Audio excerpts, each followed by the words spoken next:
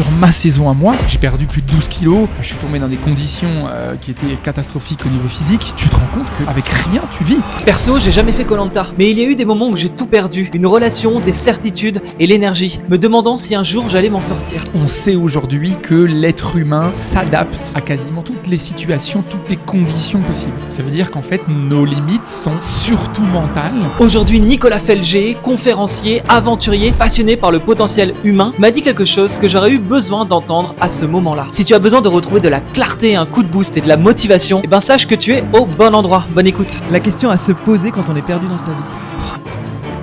Salut Nicolas, comment vas-tu ? Très très bien Nico, très très bien. Je suis ravi de t'avoir aujourd'hui dans ce podcast. Ça fait déjà quelques temps qu'on s'était rencontrés lors d'un spectacle conférence sur justement de développement personnel, dépassement de soi, qui m'avait beaucoup parlé en tout cas. Ouais. Et on avait papoté et entre-temps, le temps a passé, l'été a passé et on n'avait pas réussi à caler cette date. Mais là, j'étais en face de moi et je suis ravi. Entre-temps, j'ai reçu ton livre. Bah ouais. Je sais, tu l'as reçu, je suis ravi qu'il est arrivé jusqu'à toi. Oser l'impossible. Ouais. C'est marrant, hein, c'est vrai que tu t'appelles Nicolas, comme moi. C'est ça. C'est ce que j'ai dit à tout le monde avant de venir, c'est fou. Et on a un mot en commun, c'est quand même oser. C'est ça. En plus du prénom. En plus du prénom, ça fait deux points communs. On n'a pas la numérologie en commun, mais ça, je t'en parlerai à la fin. Ouais. Toi, aujourd'hui, si je t'invite à une soirée, tu connais personne.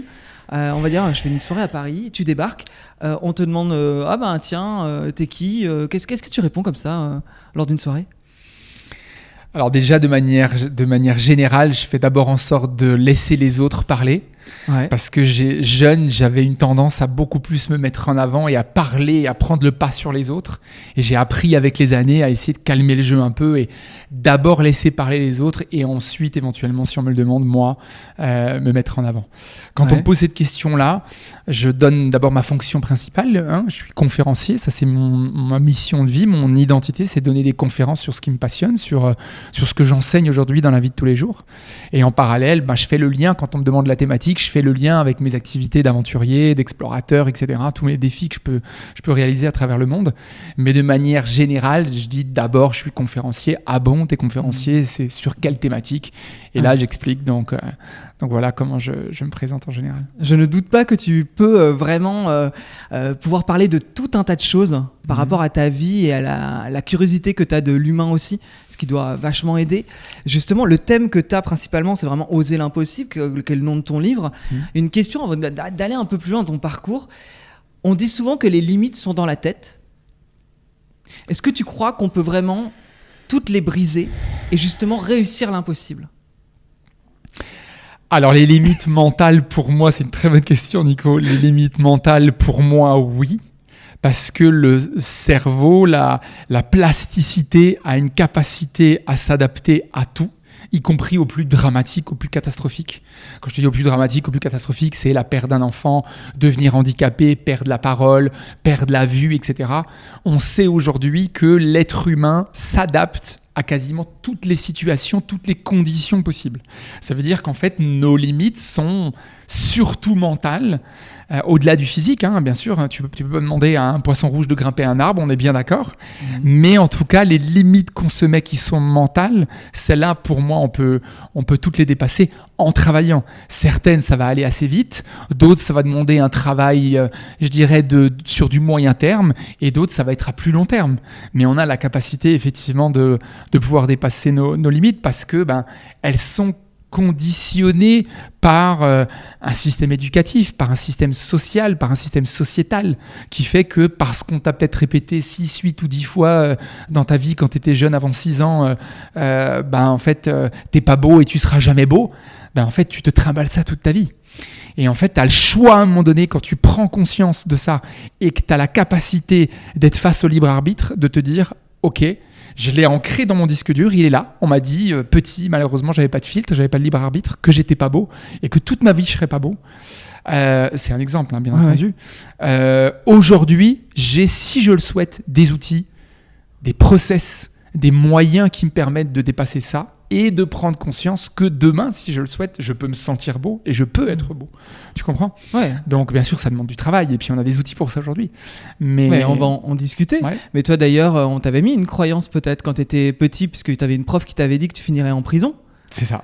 Donc c'est quand même une phrase qui est assez impactante, peut-être quand on est jeune. Comment t'avais pris cette phrase à l'époque ? Ah, ça a été un tsunami. Ça a été un choc, mais tu me le dis parce que tu l'as lu dans le livre. Oui, je l'ai lu.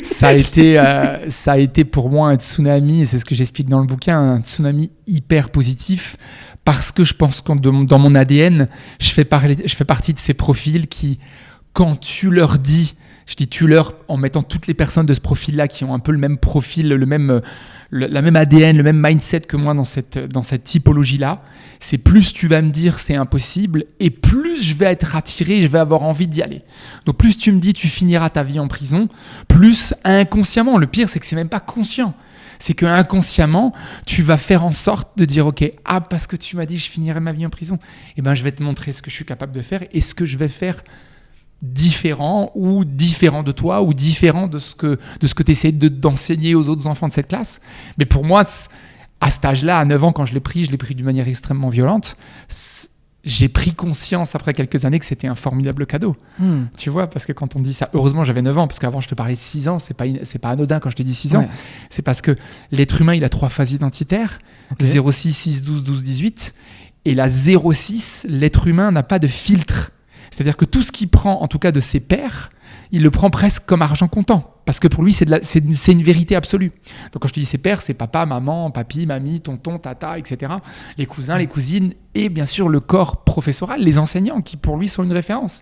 Quand la maîtresse, elle dit c'est bleu, il n'y a pas de discussion. Donc quand la maîtresse, elle me dit tu finiras en prison, normalement, j'intègre dans mon ADN, pas dans mon ADN, pardon, dans mon inconscient que je vais finir en prison. Et ça peut très vite dégénérer. C'est fascinant quand on pense à ça parce que ça ramène vraiment à cette idée que c'est normal qu'on ait tous des lunettes extrêmement différentes pour regarder le monde quand on voit qu'on est conditionné par rapport à notre enfance.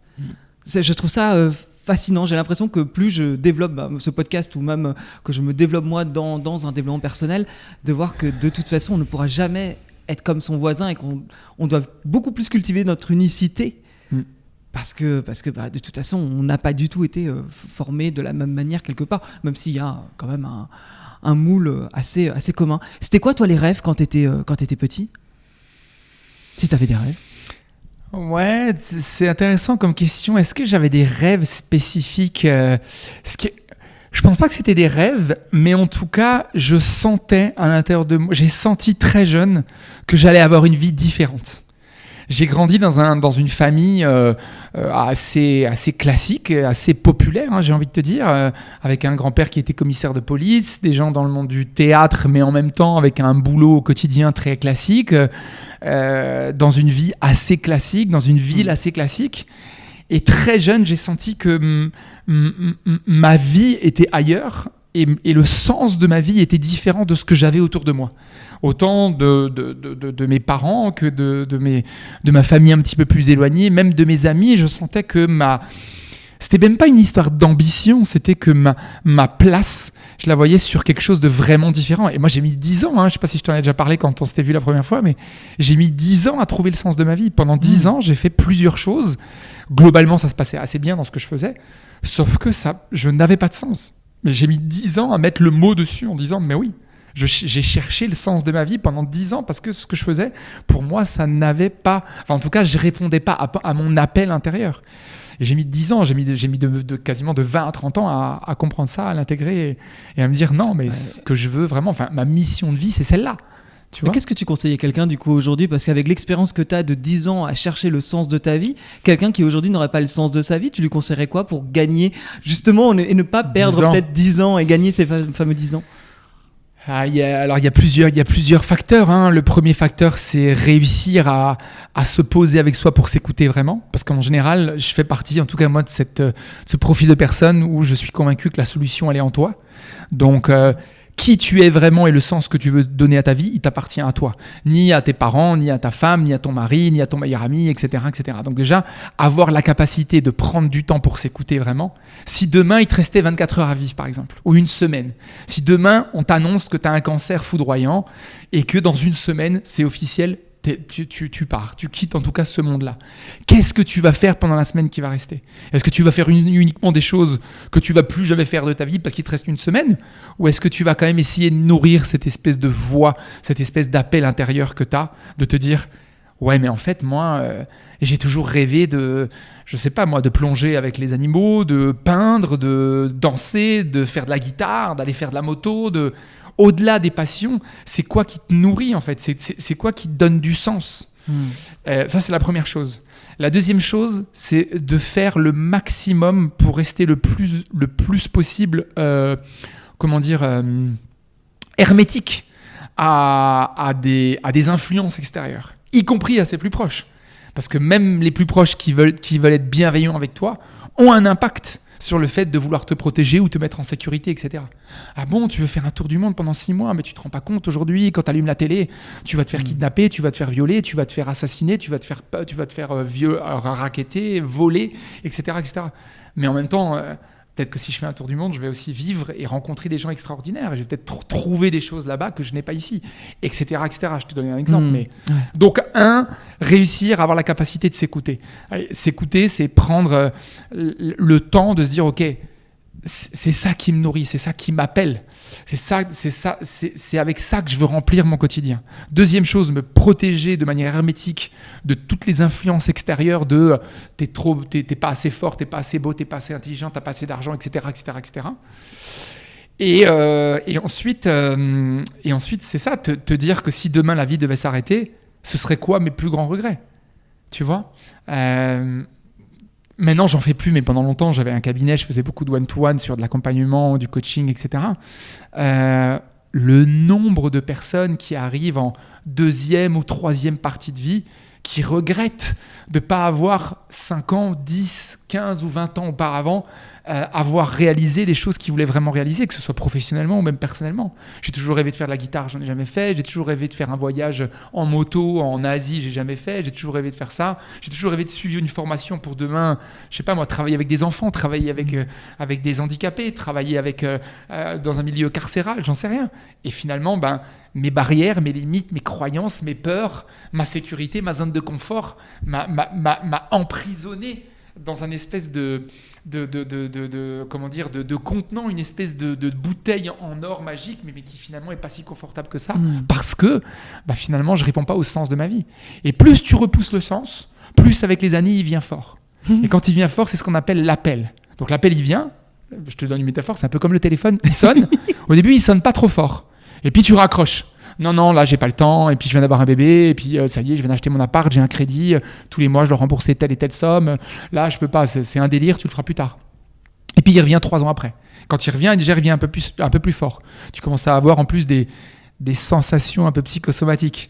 Tu vois, j'ai des maladies qui commencent à venir, je comprends pas, je suis plus fatigué, je commence à avoir des douleurs que j'avais pas avant, etc., parce que c'est psychosomatique, parce que je ne réponds pas à un besoin ou un appel vital ou important. Tu raccroches et il revient de plus en plus fort. Et puis après, on le sait, par exemple, on le sait aujourd'hui, la science, je crois que j'ai pas envie de te donner des mauvais chiffres parce qu'on est avec toi en podcast, mais je crois qu'aujourd'hui, que c'est 1/3 des cancers, en tout cas dans les pays développés, viennent à la base de problèmes psychosomatiques. Parce qu'à un moment donné, ton corps, il veut s'exprimer, il veut déclencher une alerte pour dire « là, ça va pas, il y a un truc vraiment qui va pas, il faut que tu changes quelque chose dans ta vie ». Donc au début c'est psychologique et puis ensuite ça devient physique. C'est passionnant ce que tu dis, j'adore cette idée-là, j'adore la métaphore du téléphone et justement ce téléphone qui sonne en tout cas pour te ramener à tes aspirations profondes. Je sais que tu es passé par le sport à un moment donné qui a été peut-être je dis ça comme ça, une porte de sortie qui t'a aidé à aller dans ta vie. Tu as fait STAP, c'est comme ça qu'on dit ? STAP, c'est l'université de sport en France. Ouais, c'est ça. Mais donc à cette période-là, tu étais entre tes 20 et 30 ans. Tu dis que tu as mis 10 ans à trouver le sens de ta vie, mais justement, toi, où a été cet appel ? Comment tu as trouvé cet appel ? Qu'est-ce qui s'est passé pendant 10 ans pour que tu n'écoutes pas ces coups de téléphone ? Alors, en fait, j'étais pas très loin. Je gravitais. Alors pour rebondir par rapport au sport, quand tu dis ça a été une porte de sortie, moi le sport a toujours fait partie intégrante de ma vie. Ouais. J'ai fait du sport depuis tout petit. Aujourd'hui, j'ai 46 ans cette année. C'est un pilier fondamental de ma vie. J'en ai pas beaucoup.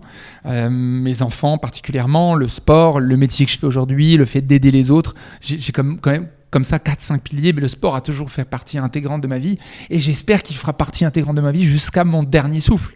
Parce que pour moi, c'est un au-delà d'avoir du sens, c'est un élan de vie, ça donne de l'oxygène à mon corps, ça donne de l'oxygène à ma tête, ça me permet de rester vivant, de rester actif. Aujourd'hui, j'ai 46 ans, je challenge en permanence mes enfants sur le fait d'aller sauter, d'aller grimper, d'aller courir, d'aller croquer la vie et d'aller croquer la vie à 360 degrés.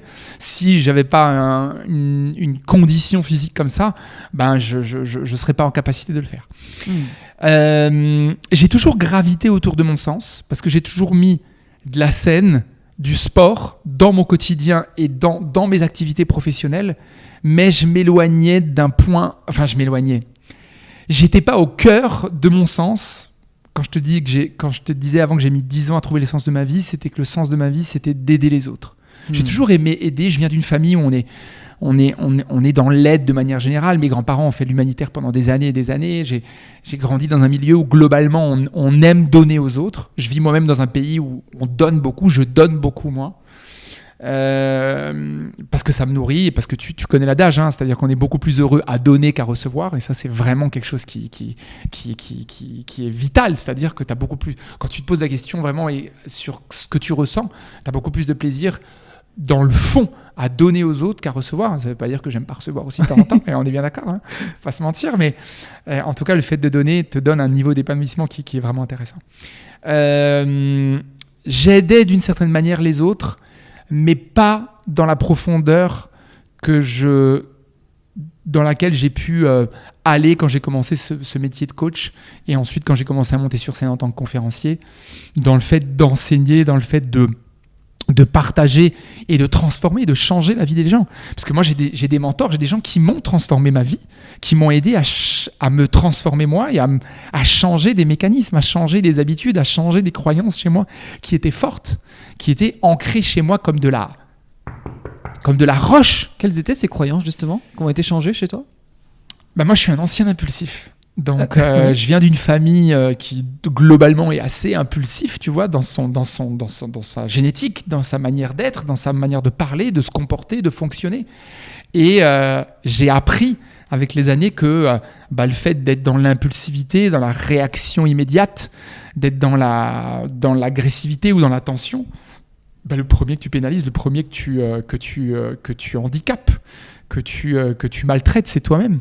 Donc j'ai dû travailler sur des croyances incroyables, mon rapport à moi-même, le rapport aux autres, mon rapport à la communication, mon rapport à mon ego. Ça a été compliqué. Je suis toujours en chemin, hein. Globalement, je suis un lion qui s'est clairement adouci. Et de temps en temps, j'ai ce qu'on appelle pas des patterns. Si, c'est quand même des patterns, mais c'est surtout des déclencheurs que dans certaines situations, dans un certain contexte, je n'arrive toujours pas à les maîtriser. C'est-à-dire que ça peut m'arriver, si par exemple je vois une situation qui est trop injuste, où il y a un niveau d'injustice ou un niveau d'agressivité ou de respect qui est trop éloigné de ce que moi j'ai travaillé, parce que j'estime avoir fait un énorme travail, ça peut encore m'arriver de me déclencher, mais j'ai fait un énorme travail là-dessus, en 10 ans. C'est ma femme qui dit que t'es passé d'un lion à pas une perruche, mais en tout cas, je me suis bien calmé. Tu penses qu'on peut vraiment changer, ou qu'on justement on va modéliser une base qui est là et qu'on peut pas vraiment se métamorphoser en termes de caractère et de l'essence qu'on dégage? Est-ce que tu penses qu'il y a vraiment un changement qui est possible, ou justement on va toujours garder toute sa vie des patterns, ou il y a vraiment des choses qui peuvent radicalement changer chez une personne? Alors dans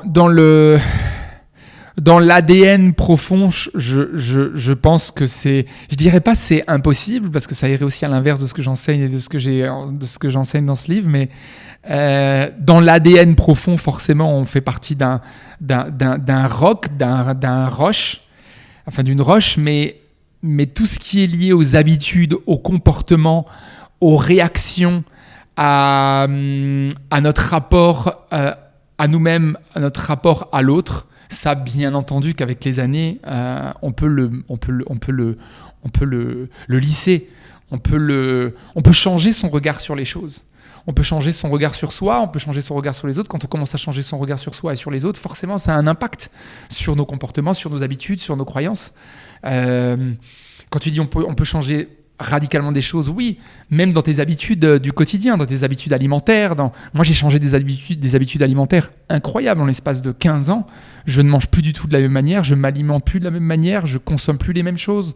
Je fais de temps en temps quelques écarts parce que je reste un être humain et que j'aime pas, ou en tout cas, j'aime plus les excès à tout va. Mais de manière générale, tu peux changer des choses à partir du moment où ça fait du sens pour toi et que tu y vois quelque chose de bénéfique.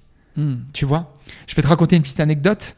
Il y a presque 15 ans, je suis allé voir pour la première fois Tony Robbins à Londres. Et le dernier jour, il fait intervenir un docteur en neurosciences qui parle du rapport entre ce que tu manges, l'impact que ça a sur ton physique, mais surtout le rapport de ce que tu manges avec l'impact que ça a sur ton psychique. C'est-à-dire ta capacité à te concentrer, ta capacité à être vif, à avoir de l'énergie, à prendre des décisions, à être plus souple dans ta manière de comprendre, de réagir, etc. Et je te passe tous les détails du mec qui avait 60 et quelques années et qui en faisait max 40.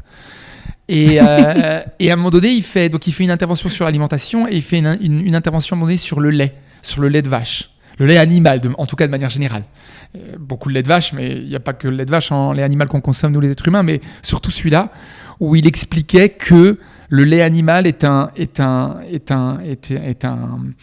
une boisson, un aliment qui est extrêmement compliqué à digérer pour l'être humain, parce que nous, les êtres humains, on n'a pas un système digestif de carnivore, mais plus un système digestif d'herbivore. Et donc, ça nous pompait une énergie incroyable de boire du lait. Et c'est une des raisons pour lesquelles aussi, mis à part les enfants qui sont en pleine croissance, et encore, il y a des débats là-dessus, ça nous demande une énergie incroyable à notre système digestif de digérer le lait, que cette énergie-là, tu ne vas pas pouvoir la mettre ailleurs, et notamment dans un dossier que tu es en train de travailler ou dans de la créativité ou autre chose. J'ai arrêté le lait à la seconde où je suis sorti de l'événement.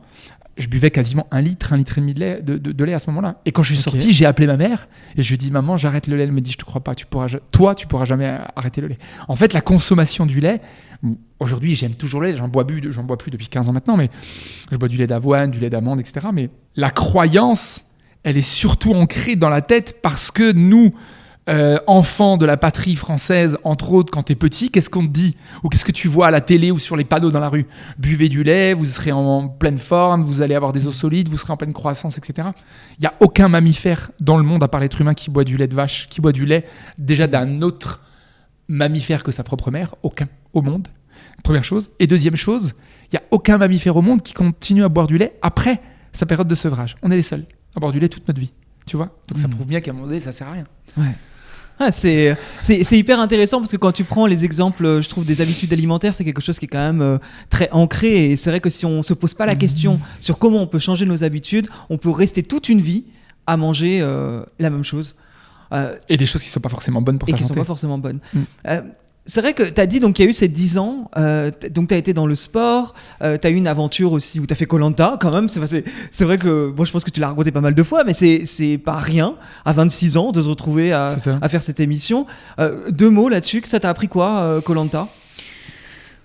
Koh-Lanta, le plus beau cadeau pour moi de Koh-Lanta, c'est la perte définitive de la peur du lendemain. C'est-à-dire que quand tu vis sur une île déserte pendant presque 3 semaines sans rien, juste avec un short, un bandeau sur la tête et on te donne juste 4 ou 5 litres d'eau pour survivre tous les jours et que tu dois te débrouiller pour tout. En fait, au début, c'est conscient et après ça devient inconscient. C'est qu'en fait, tu te rends compte que si demain tu es sur une île déserte et que tu ne vis avec rien, tu peux survivre. Mais quand je te dis avec rien, c'est avec rien parce que oui, Koh-Lanta, c'est une émission qui est très controversée, mais en tout cas, sur ma saison à moi, il n'y a pas eu de triche. C'est-à-dire qu'on n'est pas allé à l'hôtel, on ne nous donnait rien à bouffer, on a vécu l'aventure Robinson Crusoe à 4000%. J'ai perdu plus de 12 kilos, je suis tombé dans des conditions qui étaient catastrophiques au niveau physique. Tu te rends compte que avec rien, tu vis. C'est-à-dire que bien sûr que ton quotidien, c'est plus le même qu'aujourd'hui. Tu n'es plus avec des micros en plein centre de Paris, avec un podcast, et puis après tu prends ton métro, tu rentres chez toi, tu vas faire la fête, tu allumes un bouton, tu as la lumière, etc.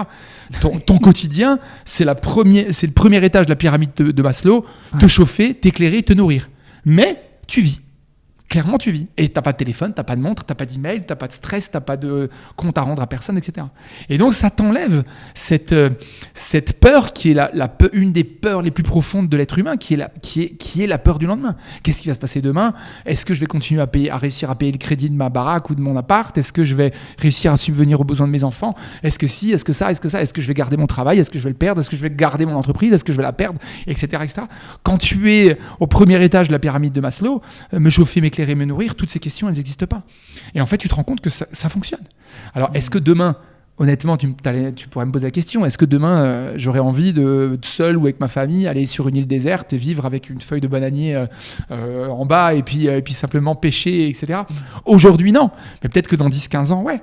Tu vois, quand j'aurai peut-être un peu marre de cette frénésie, de cette course et de tout ce système qu'on a aujourd'hui, en tout cas, c'est dans un coin de ma tête. Je me dis, si demain, en tout cas, j'ai envie d'aller dans une vie plus slow, en tout cas, c'est possible. Et tu peux vivre aisément et facilement.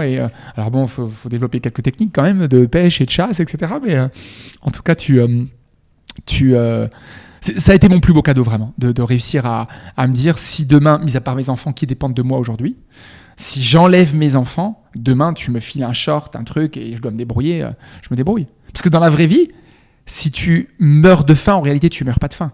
Demain t'es dans la rue en France ou dans un autre pays, tu peux toujours te débrouiller, quitte à voler une pomme ou à prendre un morceau de pain ou aller faire la quête ou quoi, tu peux toujours, t'es dans des conditions très compliquées, on va pas se mentir, mais tu peux toujours manger un minimum, boire un minimum. Quand tu es sur une île déserte et que tu peux pas pêcher ou que tu peux pas chasser, tu ne manges rien. C'est même pas un morceau de pain ou aller faire les poubelles pour aller trouver des trucs ou aller à la sortie des supermarchés manger un truc qu'ils ont jeté à la poubelle. Non, là, t'as rien du tout. Et en fait, tu te rends compte que ça fonctionne quand même. Et que le corps, il est capable. En fait, je pense que c'est ça, ça donne un déclic quelque part sur qu'est-ce que tu es capable de réaliser avec un corps qui n'a rien. C'est ça. Alors les débuts sont difficiles. En tout cas pour moi ça l'a été. Ça a été très très difficile. Le manque de nourriture. Il y a plein de choses qui pour moi se sont assez bien passées. La communauté avec les autres, le fait de voir des gens qui changent vraiment de comportement, parce que quand tu manges pas, tu dors très mal. Le comportement de l'être humain change drastiquement. Le fait de pas avoir d'hygiène, d'être en permanence, de dormir sur le sable, d'être constamment 24/24, d'être confronté à la pluie, au sel, au sable, etc. Ça, globalement, je l'ai assez bien vécu. Parce que bon, c'est quelque chose en plus que globalement j'aime faire, donc ça ne m'a pas trop perturbé. Mais le manque de nourriture, c'est d'une violence inouïe.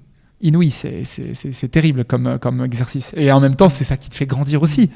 Mais pour moi, ça a été je pense que dans ma saison, j'étais un de ceux qui ont le plus souffert du manque de nourriture. Mais ça marche. T'as repris tes 15 kilos direct après ? Ouais, 12, ouais, mais j'ai repris. Ouais. Tu reprends très vite. Le corps a une mémoire musculaire, une mémoire cellulaire, donc il reprend très vite. Dès que tu lui redonnes à manger et que tu recommences une activité minimale, le corps repart. Mais donc tu reprends vite ton poids, mais c'est impressionnant.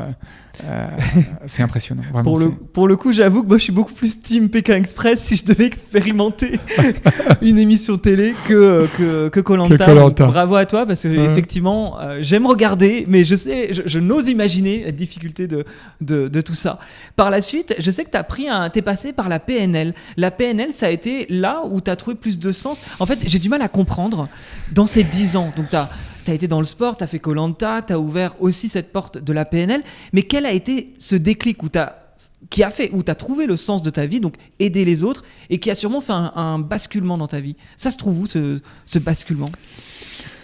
C'est ce que disait Steve Jobs. Je suis pas sûr qu'il y a eu un basculement net. Il y en a eu un, je t'en parlerai tout à l'heure, mais tu sais, Steve Jobs, il disait, à un moment donné, trouver sa mission de vie ou trouver le sens de sa vie, c'est réussir à s'arrêter, reculer et relier les points. Et chaque point que tu relis, au moment où tu étais sur ce point-là, tu te disais ouais, c'était important que je sois là, ou que je passe par là, mais c'était pas l'étape finale. Et puis tu pars sur autre chose, et tu relis un autre point, et tu arrives de nouveau à un autre point, et tu te dis ah ouais, celui-là aussi c'est top. Celui-là d'avant, il m'a rapporté ça, mais je suis toujours pas arrivé au point final. Et puis t'en fais un autre, et à un moment donné, tu tombes sur un endroit où tu te dis ah ouais, là en tout cas, je sens que tous les points que j'ai reliés m'ont apporté quelque chose, m'ont apporté de la sagesse, de la créativité, de la compétence, des outils, de la réflexion. Et là où je suis aujourd'hui, je suis au bon endroit, au bon moment. La scène a fait partie d'un des points sur lequel je suis passé longtemps, parce que mes grands-parents avaient un théâtre pendant près de 40 ans, donc j'ai fait une partie de ma vie étant plus jeune sur scène. Le sport, j'ai fait du sport de haut niveau.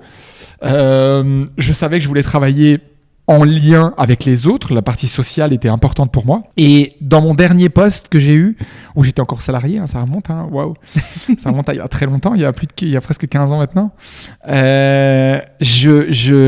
J'avais un super poste sur le papier, j'avais tout ce qu'il fallait pour être heureux, mais vraiment tout, sauf que je l'étais pas. Et quand ça s'est arrêté, j'ai eu pas un blackout, mais presque pendant une semaine. Ou après c'est mon tempérament, c'est-à-dire que quand je me fais mal ou quand je prends un énorme mur, je m'effondre et je me dis ok, là t'es effondré, reste un peu au sol, encaisse le mur que tu viens de te prendre parce qu'il est vraiment violent. Pourquoi ça s'est arrêté ? Ça s'est arrêté parce qu'on a décidé de me quitter, de me sortir du groupe. Ah oui d'accord, ok, ouais. C'est pas toi ? Non, c'est pas moi. Ouais. Le groupe avait décidé de se séparer de tous les directeurs expats qu'il y avait dans cette boîte. Moi, j'en faisais partie. On était 33 et il y a eu 3 vagues de licenciements. J'ai fait partie de la deuxième, donc on m'a mis dehors. Donc la chute est d'autant plus grande quelque part. Mais on m'a mis dehors un peu à la méthode américaine. C'est-à-dire qu'on est venu le matin dans mon bureau, on m'a dit voilà ce qui s'est passé, tu fais ton carton un peu comme dans les films à l'américaine. Ouais. Tu fais ton carton, tu remballes tes affaires et puis tu rends tes clés, tu rends ta bagnole, tu rends tes trucs et c'est fini. Et alors bon, moi dans mon tempérament, tu sais, ancien dragon, bélier qui fonce, etc. J'ai ni rendu la voiture, ni rendu mon carton, ni rien du tout, tu vois. Donc j'étais plutôt en mode rébellion au départ. Ouais. Mais il a quand même fallu à un moment donné se mettre face à la situation, accepter aussi cette situation-là, cette décision de quitter. Et finalement, ça a été un des plus beaux cadeaux de ma vie parce que quand j'étais dans cette phase un peu de, quand je te dis blackout, c'était une phase où j'étais je savais au fond de moi qu'il y avait c'était un cadeau, je sentais une lumière, mais le choc était tellement violent, je m'y attendais tellement pas qu'il a fallu d'abord, tu sais, un peu cette courbe du deuil, c'est-à-dire que quand elle arrive au début, t'es dans le rejet, t'acceptes rien, t'as la colère, t'as la tension, etc. Quelques jours passent, j'accepte la situation et je me dis, ok, maintenant, quoi qu'il se passe, tu ne feras plus jamais partie d'un bateau d'un autre. Tu monteras plus jamais de ta vie sur le bateau d'un autre. À part si un jour tu as des enfants et que la vie de tes enfants dépend de ça.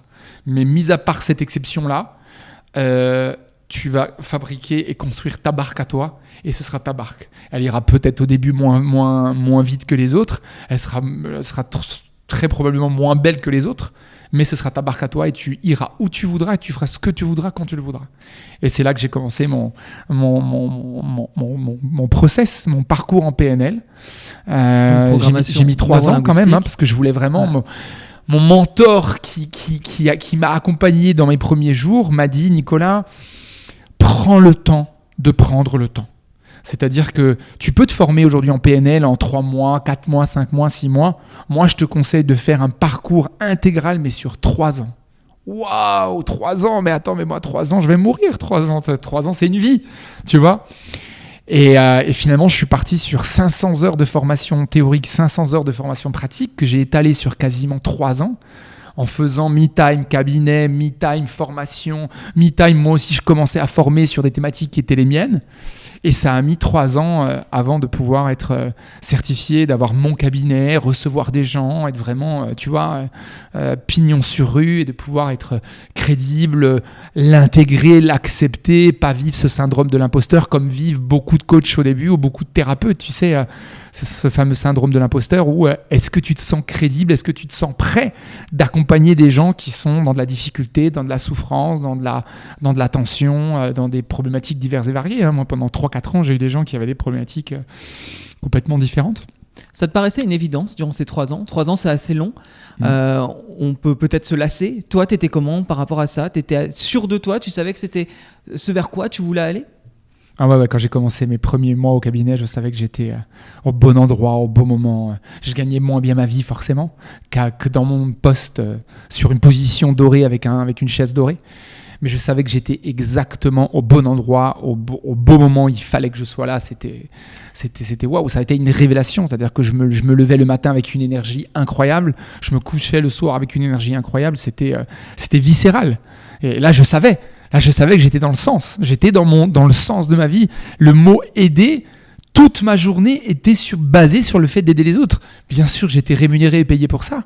Mais ma mission de vie quand je me levais le matin, c'était aider monsieur et madame du matin au soir jusqu'au soir où je rentrais chez moi et que je fermais la clé du cabinet.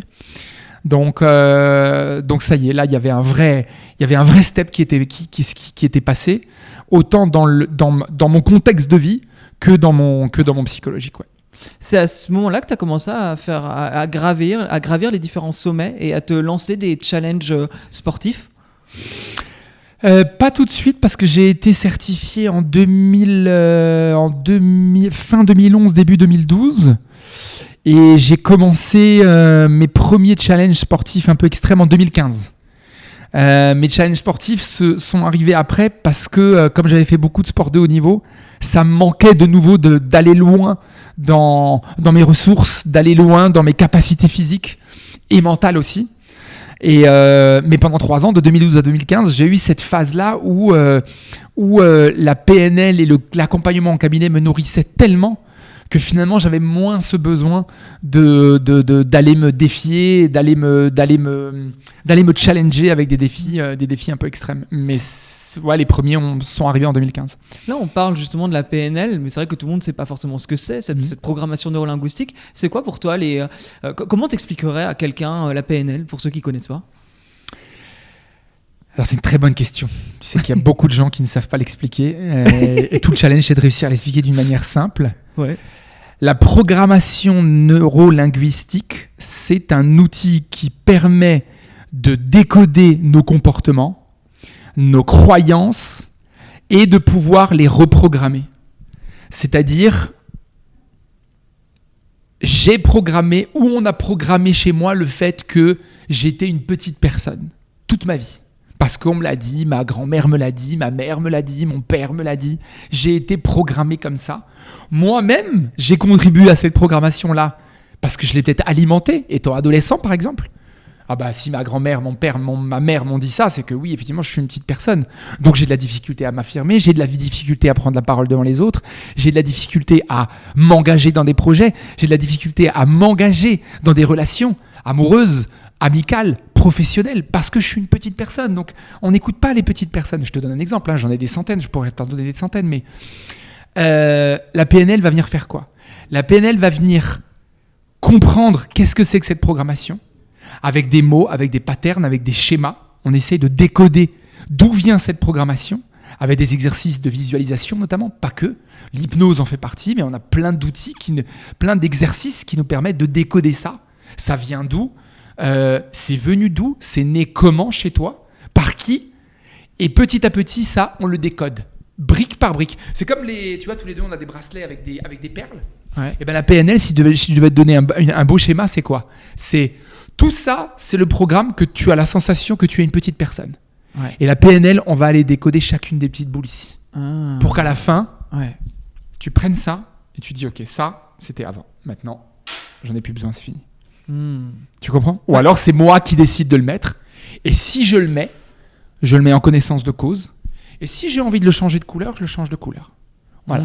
Il y a une forme de responsabilité aussi, d'être responsable de qui on est, d'être responsable encore une fois, peut-être de son essence et de savoir quelle couleur on veut prendre ou quel programme on veut enlever parce qu'on a une conscience vraiment de ses perceptions du monde et de soi. C'est d'ailleurs ce que je trouve assez dingue dans ton livre parce que j'ai été assez épaté. C'est que je trouve que ton livre, si tu le fais du début à la fin, que tu réponds à chaque... Il y a 8 chapitres, que tu fais tous les chapitres avec énormément de remises en question, enfin de questionnements qui te remettent en question, je me suis dit, la personne qui fait ça de A à Z, il y a forcément du résultat. C'est pas du tout le livre qui se range dans une bibliothèque et on a oublié le contenu 2 jours après. Et j'ai trouvé que c'était ultra complet et j'ai adoré à quel point tu parles autant d'expérience personnelle tout en alliant des principes clés qui, je pense, sont liés à la PNL, justement. Ouais, beaucoup, ouais. C'est et sûr. En même temps, des exemples de gens que tu as accompagnés.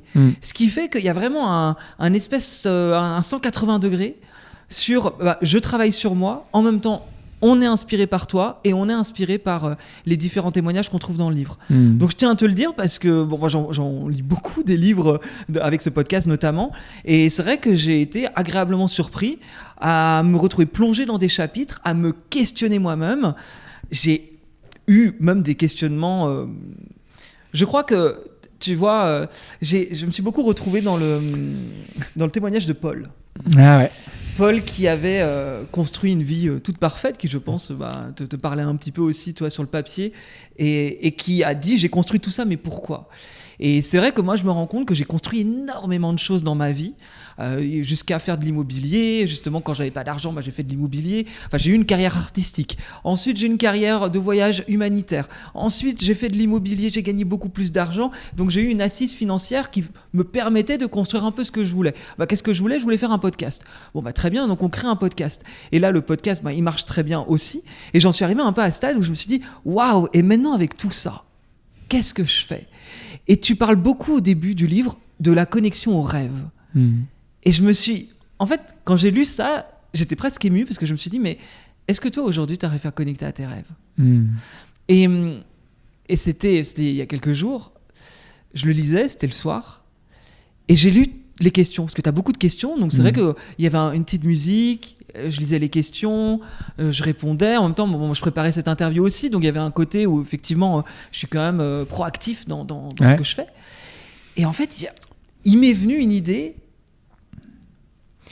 je me suis vu, parce que je me rends compte que le podcast nourrit, mais que j'ai besoin de plus, j'ai besoin de diversité dans ma vie. Et là, je me suis vu retourner en Inde, qui est un pays coup de cœur, j'y suis allé 2 fois, et je sais pas pourquoi, c'est sorti de nulle part, hein. Je me suis vu faire une boutique, enfin pas une boutique, mais en tout cas avoir une marque de bijoux. Je sais pas d'où ça sort, et j'ai commencé à me sentir hyper inspiré avec cette idée-là, de pouvoir aller en Inde pour créer de l'emploi en Inde, qui soit des choses faites de manière artisanale, que je puisse rallier à mon podcast et à ma communauté et à ma passion pour l'Inde. Et je me suis aussi vu revenir sur scène, et même en lisant ton livre, ça m'a reconnecté à mes envies, au point que j'ai repris ma guitare ce soir-là, et j'ai commencé à composer de la musique. Ce que je ne faisais plus, parce que la guitare était toujours là, mais c'est comme si je ne m'autorisais pas à ça. Et ton livre m'a permis, en tout cas, de réouvrir des portes. Et ça m'a fait très bizarre. je voulais te partager mon ressenti et à quel point les questions que tu poses, et dès le début où tu vas parler de valeurs, de rêves et de boussole et du pourquoi, si on fait vraiment cet exercice, même si on pense l'avoir déjà fait, peut-être qu'on a oublié réellement aujourd'hui la mise à jour, comme un ordinateur qui ne serait pas mis à jour. T'as le sentiment que justement peut-être les gens ont besoin de se remettre à jour parce qu'ils oublient qu'est-ce qui les anime réellement ? Moi j'en suis convaincu, on en parlait un petit peu tout à l'heure en off, c'est que aujourd'hui la vie va de plus en plus vite, la société va de plus en plus vite, le rythme de la vie est de plus en plus rapide, c'est-à-dire que le rythme de la vie d'aujourd'hui, c'est plus le rythme de la vie de 2000. Déjà en 25 ans, ça a énormément changé de par l'arrivée des réseaux sociaux, d'internet, de l'intelligence artificielle, etc. Je te parle même pas du rythme de la vie des années 70 et puis des années 50, etc. Sans être nostalgique, mais en tout cas, on a une énergie, je dirais universelle, qui a changé, et donc ça laisse moins de temps, peu de temps aux gens qui déjà n'arrivent pas à prendre le temps à se reconnecter à soi. Alors bien sûr, il y a tout un courant de gens qui, au contraire, parce qu'ils sentent cette énergie universelle s'accélérer, essayent des fois de mettre des breaks, de mettre des pauses. Je ne sais pas si tu médites, moi je médite au moins 3 ou 4 fois par semaine, parce que je m'impose le fait de me dire, ok, là, il faut couper. Pas de montre, pas de téléphone, pas d'ordinateur, mais malheureusement, ça reste un tout petit pourcentage. Parce que quand on fait ça, qu'est-ce qui se passe ? Quand on fait ça, tu es face à de l'inconfort, tu es face à des zones d'ombre, tu es face à des questionnements. Et l'être humain, s'il n'est pas entraîné à ça ou qu'il n'a pas une envie fondamentale de progresser ou de se poser des questions pour savoir pourquoi est-ce qu'il est là et qu'est-ce qu'il veut faire demain, forcément, ça amène de l'inconfort. Tu es d'accord avec ça ? Oui, tout à fait. Ça amène de l'inconfort. Le vide amène de l'inconfort. Le silence amène de l'inconfort. La solitude amène de l'inconfort. Et donc, c'est assez paradoxal parce que pour moi, c'est un step obligatoire pour réussir à changer des choses de manière importante. La première brique, et tu l'as vu dans le bouquin, la première brique, c'est de savoir quelles sont tes croyances, les choses qui te bloquent le plus, et c'est quoi tes rêves, c'est quoi là où tu veux aller. Ça veut pas dire que tu dois les faire dans les 3 semaines ou dans les 2 mois ou dans les 6 mois qui arrivent, mais en tout cas te projeter en te disant ok, si aujourd'hui j'ai une situation où à l'instant T là c'est trop compliqué de changer, qu'est-ce qui t'empêche de le visualiser dans 2 ans par exemple ou dans 3 ans. D'ailleurs en plus toi tu as vu mon spectacle, donc tu as vu vers quoi je vous ai emmené. Ouais. C'est ça aussi, c'est de se dire ok, si aujourd'hui je peux pas, et je peux entendre que dans certaines situations, tu peux pas changer ta vie en 6 mois. Parce qu'il y a tout ce qu'on appelle un cercle écologique. Un cercle écologique, c'est si moi, demain, je décide de partir en Inde parce que j'adore l'Inde et je me barre pendant 1 an en Inde, so what de ma femme, mes enfants, mes partenaires, mes équipes, qu'est-ce qui se passe, tu vois? Donc, est-ce que c'est écologique? Pas toujours. Ouais. Mais par contre, si mon rêve un jour, c'est d'aller vivre en Inde, qu'est-ce qui m'empêche de tout programmer, de tout construire, de tout créer pour me dire, ok, j'ai un but, j'ai une date, c'est, je sais pas moi, 2030. En 2030, je veux être là-bas, je veux faire ça dans telle situation, dans tel contexte, en ayant mis ça en place ici et en mettant ça en place pour là-bas. Tu vois, en soi, tout est possible. C'est juste une question d'échéance et après l'échéance, elle se travaille dans ta tête en disant qu'est-ce qui m'empêche de l'imaginer à 6 mois ou dans 5 ans ou pas. Mais donc oui, les gens, pour revenir au sujet principal, les gens prennent de moins en moins de temps pour se connecter à eux-mêmes. Et donc quand tu te connectes moins à toi-même, tu laisses... C'est Sénèque qui disait « Il n'y a pas de vent favorable à ceux-là qui ne savent pas où ils veulent aller ». En fait, c'est ça, tu laisses le vent décider pour toi où est-ce que tu vas aller. Alors des fois, c'est chouette. Moi aussi, j'aime laisser de l'imprévu, de l'originalité, de la magie de la vie aussi, me donner du peps ou me donner du piment dans ma vie. Mais globalement, les grandes directions, les grandes directives, c'est moi qui sais où je veux aller. Tu vois, parce que je sais où est mon bateau et je sais dans quel cap je veux aller, et surtout ce que je ne veux plus et là où je veux plus aller. Tu vois, donc ouais. Qu'est-ce que tu dirais à des personnes qui n'ont pas cette clarté sur leurs rêves? Je te dis ça notamment parce que mon binôme à France 2, il est allé en Mongolie l'année dernière. Par hasard. Il voulait aller en Mongolie, mais il est littéralement tombé amoureux du pays au point qu'il est retourné cette année tout seul dans une yourte à s'occuper des vaches à cheval, au point qu'il est revenu en mode je vais vivre en Mongolie. Ah ouais. Je vais finir ma vie là-bas. Avec une évidence, mon rêve, c'est de vivre en Mongolie. Mais il ne peut pas l'expliquer. Moi, j'envie un peu ces gens-là, parce que j'avoue, je ne fais pas partie de cette catégorie qui ont une évidence. Il y a des petites évidences. Je pense que j'ai un amour pour l'Inde qui est un peu inexplicable. Certes, mais je le trouve très léger, mon amour pour l'Inde, quand je vois que lui, c'est je vais vivre en Mongolie dans une yourte. Et que du coup, là, en ce moment, vu qu'il ne peut pas aller là-bas, il va ouvrir un domaine en France avec des yourtes qu'il va faire importer de Mongolie. Mais son histoire date d'il y a 1 an et demi. Ça transforme sa vie. Qu'est-ce que tu dis à des gens qui n'ont pas justement cette évidence et qui tournent un peu en rond en mode j'adore les gens qui trouvent le sens de leur vie, attention, c'est peut-être potentiellement des gens qui méditent, qui font des stages de retraite ou de développement personnel, mais en fin de compte ils n'ont pas de rêve, ils n'ont pas d'évidence et ils ne trouvent pas justement ce fameux sens de la vie. Alors s'ils vivent bien avec ça, c'est parfait. Il n'y a rien besoin de changer, tu vois. C'est-à-dire que souvent on me dit Nicolas, tu parles tout le temps de zone de confort, tu sors toujours de ta zone de confort, etc. Je leur dis déjà non, c'est pas vrai, parce que moi aussi j'ai ma zone de confort. Quand je suis chez moi ou avec mes enfants ou dans mon travail, j'ai une certaine zone de confort. C'est important, et ça c'est plus que moi qui le dis aujourd'hui, mais c'est la science qui le dit, c'est important d'en sortir de temps en temps.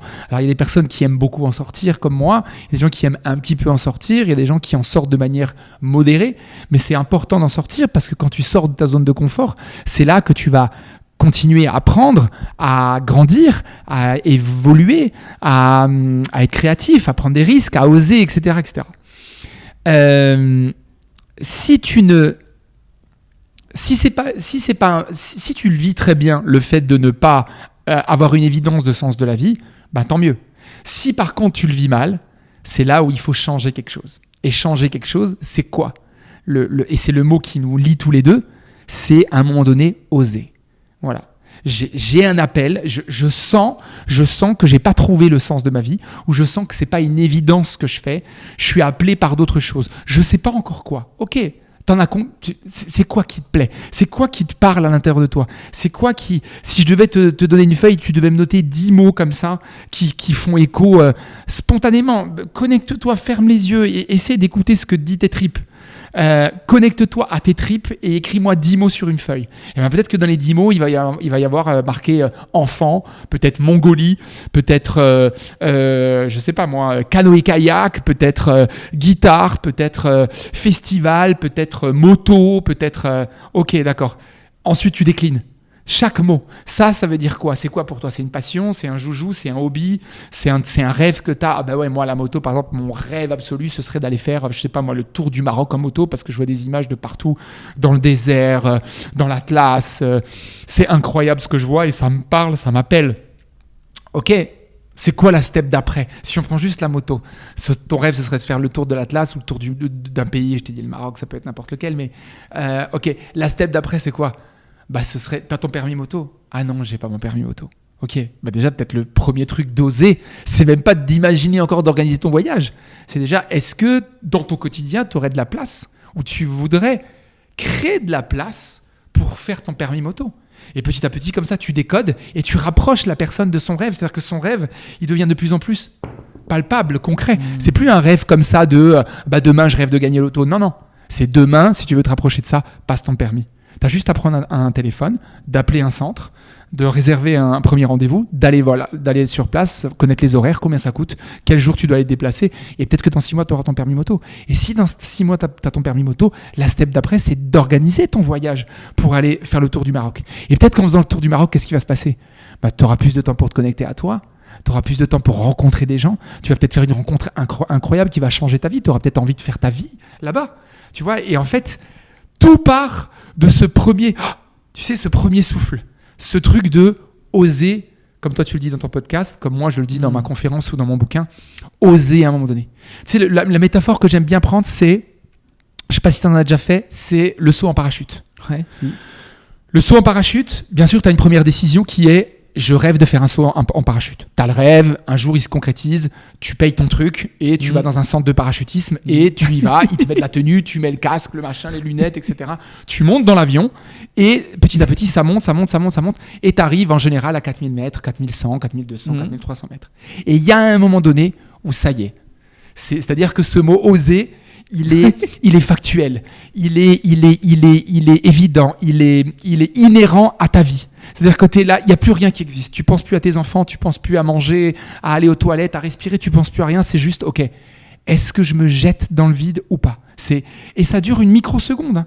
Ça dure, mais même une microseconde. Ce microseconde où tu es là au bord, et puis c'est juste le fait de dire oh, et tu pars.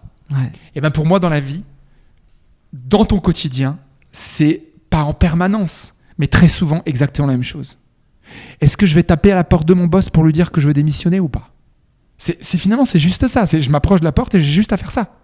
Une fois que j'ai toqué, je suis à l'intérieur, je vais lui dire. Mais c'est juste ça. Est-ce que je vais dire à ma femme que je l'aime, que c'est avec elle que je veux finir ma vie et je veux lui mettre un anneau au doigt ? C'est aussi presque une seconde en soi, tu vois ? Et ça peut changer beaucoup de choses. Est-ce que j'ai cette capacité à oser, à me dire... ben ouais, j'ai toujours rêvé de faire de la moto ou de la guitare et là maintenant ça y est, je prends le téléphone et j'appelle la bonne personne pour oser me lancer dans le truc, tu vois. Et en fait, ça change tout parce que du coup, d'un cercle vicieux, tu passes à un cercle vertueux. Et j'en parle beaucoup dans mes conférences de ça. C'est-à-dire que tu casses une dynamique.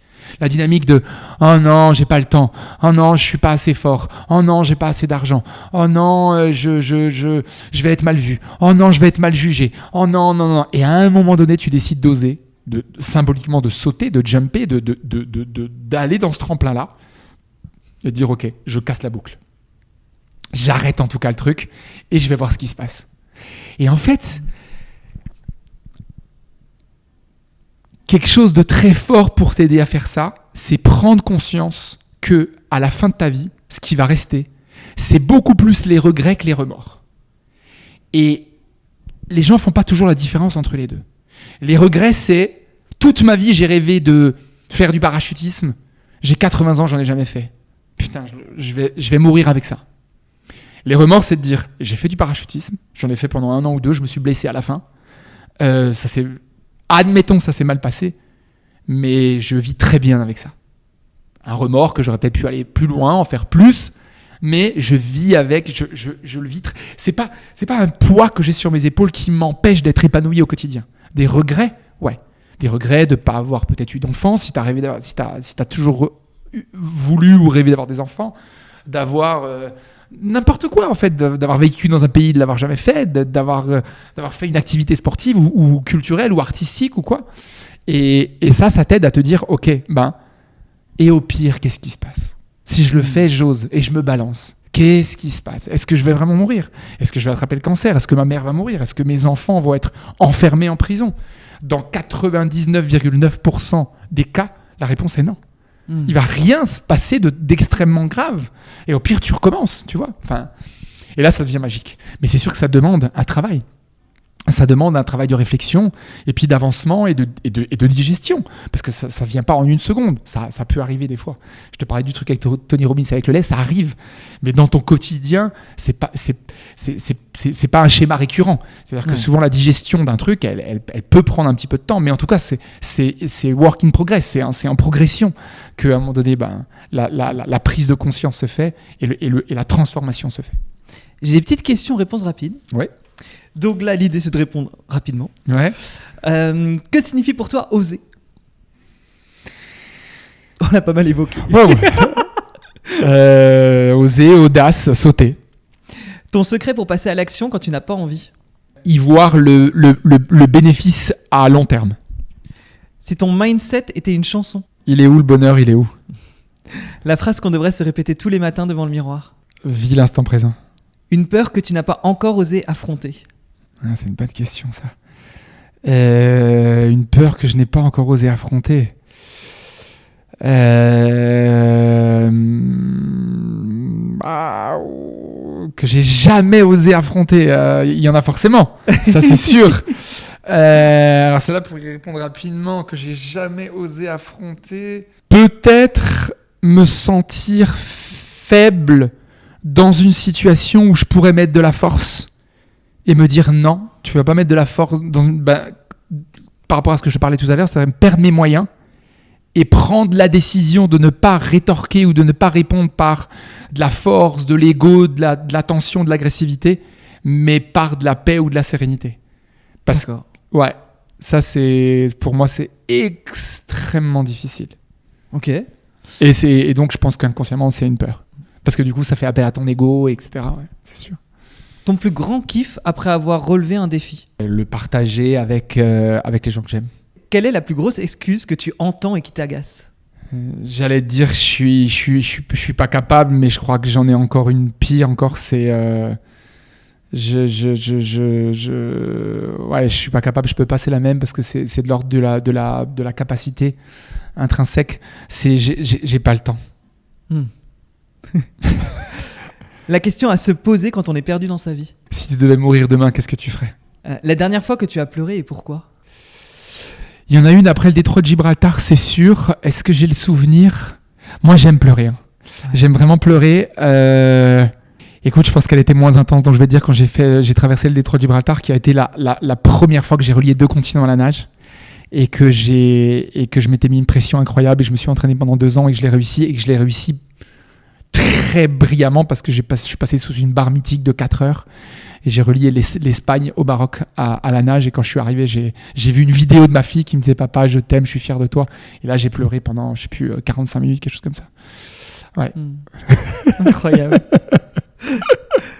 Le moment où tu t'es dit « Là, je suis complètement fou ». Comme ça, spontanément, ce qui me vient, c'est quand j'ai fait mon ascension des 7 plus hauts sommets d'Afrique du Nord en 2022. Décembre 2022, et on est passé sur une espèce d'arête où le guide qui était devant moi est passé avec les crampons mais sans les bâtons parce qu'il y avait un passage un peu complexe et Et j'ai hésité longtemps. Et je me suis dit, si je le fais de cette manière-là, j'ai vraiment un risque. Et si je me crachais, je pouvais clairement y perdre la vie. Et je l'ai fait quand même. Et quand je l'ai fait, c'était pas long. C'était pas long. Hein, ça devait faire même pas 10 mètres. Et quand je suis arrivé au bout, là, je me suis dit, t'as été complètement fou. Allier, plus jamais tu referas ça. Ouais. Plus jamais tu referas ça. C'était 10 mètres, hein, ça a duré quelques secondes. Mais je me suis dit, plus jamais. Quelle que soit la raison, quel que soit ce qu'on te dit, quel que soit, plus jamais cette situation-là, tu ne la retenteras. Et c'est marrant parce que d'abord, j'ai pensé à mes enfants et à ma femme avant de penser à moi. Parce qu'avant de partir sur mes gros défis, ma femme et mes enfants, en général, me font un check-up, enfin me font un listing de déjà tu vas revenir en vie, 2 tu feras pas ça, 3 tu te mettras pas en danger, tu me promets ça. Et là pour le coup je me suis vraiment mis et je me suis dit à la fin de ce truc, t'as été complètement fou de faire ça.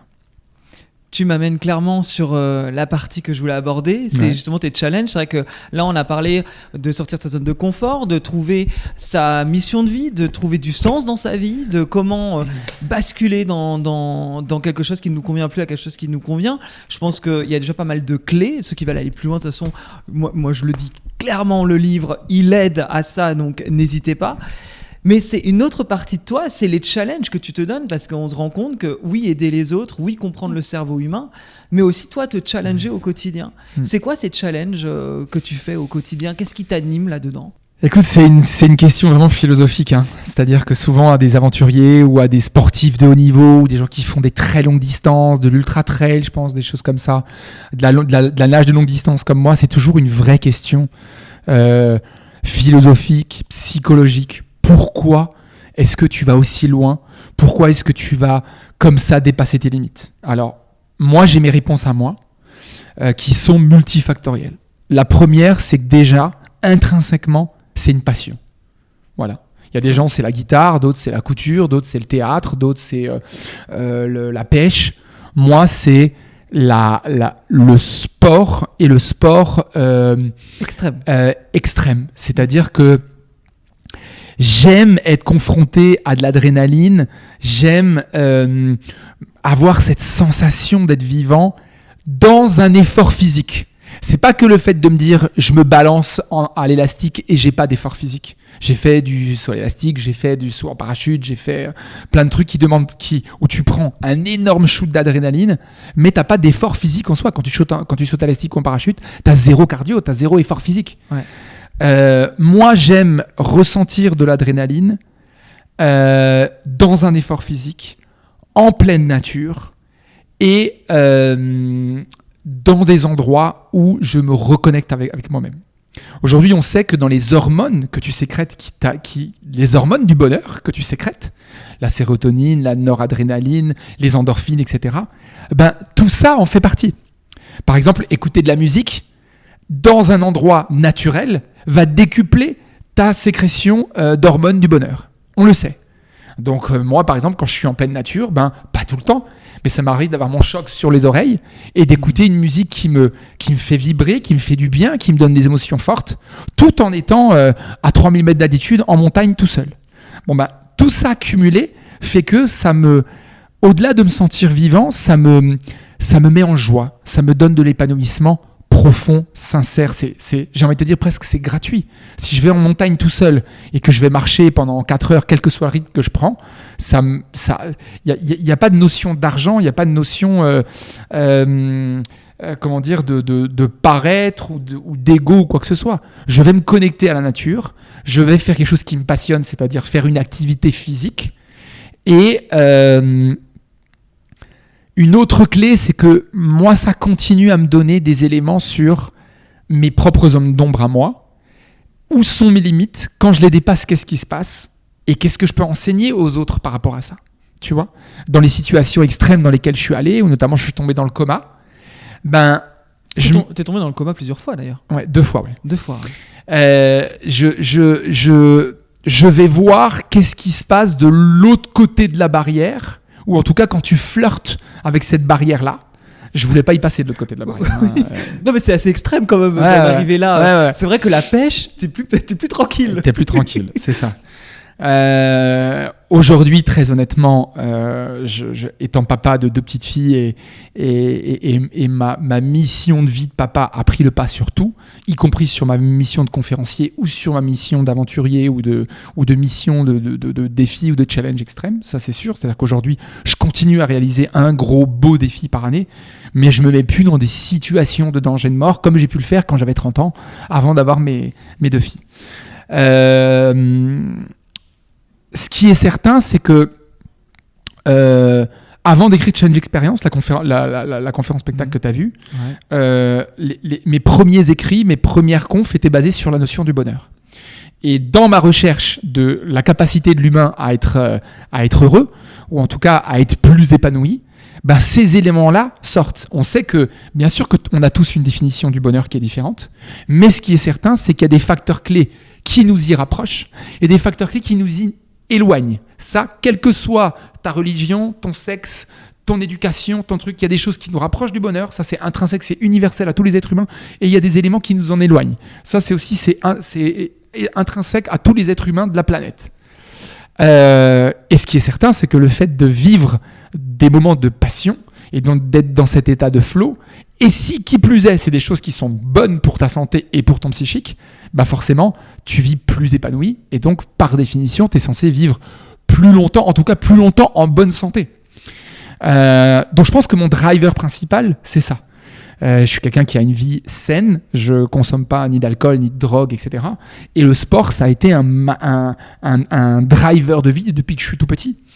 Donc le fait d'aller dans certains cas dans des situations extrêmes, c'est sûr me permet de sécréter de l'adrénaline, de la noradrénaline, etc. Mais en même temps me rapproche de cet état-là. Et cet état-là me donne aussi des clés, des réponses à... Quand je suis sur scène et que je parle de dépassement de soi, de capacité mentale, il y a zéro discussion, il y a zéro doute parce que moi-même je le vis dans mon quotidien. Tu vois, c'est-à-dire que quand je dis que je me suis fait mal dans ma vie et qu'on a la capacité de se relever de telle ou telle chose, de telle ou telle situation, de telle ou telle difficulté, moi-même je l'ai vécu, je l'ai vécu au plus profond de mes tripes. Et donc, je peux de cette manière-là en parler, partager des outils, des tips si demain dans ton quotidien, bien sûr que quand je fais une salle de 500 personnes, j'ai pas 500 personnes qui vont aller traverser un océan à la nage ou qui vont aller grimper l'Everest. Mais ce qui est certain, c'est que dans la vie de tous les jours, les 500 personnes que j'ai autour de moi, ils ont tous dû grimper des collines et traverser des trucs à la nage d'une manière ou d'une autre. Ouais. Pas physiquement dans un bassin ou dans une mer, mais à travers un cancer, à travers un divorce, à travers un licenciement, à travers une rupture amoureuse, à travers un échec scolaire, à travers un échec professionnel. On vit tous quelque part des difficultés, des complexités. La vie, elle est magique aussi pour ça, parce qu'on vit des moments compliqués. Et c'est d'ailleurs que sur un tableau noir qu'on voit la craie blanche. La craie blanche, on la voit parce qu'il y a du noir autour et parce qu'on sait que on peut mettre du blanc sur des moments de noir. Voilà. Je t'écoute avec une très très grande attention. On voit que tu es conférencier. C'est vrai que c'est très inspirant. Enfin, moi, je trouve que c'est très inspirant. Je pense que les auditeurs et ma communauté aussi, je suis persuadé qu'ils te trouvent inspirant. Et d'ailleurs, en parlant justement de ce que tu peux créer comme ça pour toi, tu le fais du coup pour d'autres, puisque tu amènes des gens à oser l'aventure en les amenant à justement à se dépasser. Alors pas en traversant des crevasses et risquer de finir dans le coma, mais en tout cas il y a des quand tu vas appeler ça un format, mais une ascension de sommet, ouais. de sommet, ouais. Et on s'est peut-être dit qu'on pourrait faire quelque chose ensemble. Tout à fait. Et relier éventuellement nos deux osés pour faire peut-être un groupe de ma communauté et de partir avec toi, en tout cas... faire l'ascension du plus haut sommet d'Afrique du Nord, au Maroc. Très bien. Par exemple. Je te dis ça parce que tu sais que c'est un de mes pays dans lesquels je vis et que c'est un sommet que j'ai dû faire sans exagérer, je pense au moins 50 fois, donc je maîtrise parfaitement. Tu voulais dire quelque chose ? Juste parce que je trouve hyper inspirant ce que tu fais quand tu organises ça. Ouais. Parce que quelque part, tu allies le côté physique à en même temps toi qui vas pouvoir coacher les gens pendant l'ascension. Tu en parles d'ailleurs dans ton bouquin et c'est vrai que les deux, on sort littéralement de la zone de confort pour être dans un lieu qu'on ne connaît pas. Donc sûrement, j'aurais envie de penser, plus ouvert à l'écoute et sans justement les bouées de sauvetage. Et je pense que c'est ce qui crée aussi des déclics dans tes ascensions. Ouais. Écoute, je l'avais depuis un petit moment en tête. Et quand le Covid il est arrivé, tu sais que nous, dans notre métier, on a connu un tsunami total parce que en l'espace de 48 heures, notre métier, enfin notre activité s'est arrêtée, quasiment net. Moi, quand c'est tombé en mars 2020 l'annonce de Macron, j'avais signé 14 dates de conférences en l'espace de même pas 2 mois. Tout s'est arrêté en 48 heures. C'était fini, on pouvait plus se réunir dans une salle pour assister à une conférence. Donc il y a eu 6-9 mois de traversée du désert qui ont été hyper positifs forcément pour se remettre en question, pour calmer un peu le rythme, t'as connu, tout le monde a connu le Covid aujourd'hui, en tout cas pour les personnes qui sont encore là. Et petit à petit, mes clients ont commencé à me solliciter en me disant, nous Nicolas, on a besoin d'un format où on n'est pas beaucoup, on est dehors et on ne se touche pas. Est-ce que tu peux m'organiser un format 10, 15, 20 personnes où on fait du team building mais on est dehors, on peut pas se toucher, on a les masques et on est dehors avec ta patte, avec ton ADN à toi Nicolas Felger.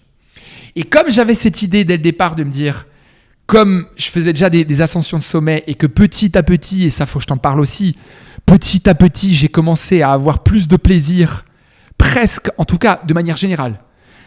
Comme je te l'ai dit, je fais en général 1 ou 2 gros défis personnels par an qui est assez hors norme, donc je suis obligé de le faire seul. Je peux pas le faire, en tout cas pas avec monsieur et madame tout le monde, avec des gens qui ont le même niveau que moi je peux, mais sinon je peux pas. Mais je me suis rendu compte qu'avec les années, j'avais beaucoup plus de plaisir à accompagner des gens et à faire découvrir une ascension de sommet ou un défi pseudo-extrême à monsieur et madame tout le monde en les accompagnant et en travaillant sur leur zone de tension, leur zone de génie, leur zone d'ombre, leur zone de difficulté, que moi tout seul partir aller faire un sommet à plus de 6000 mètres.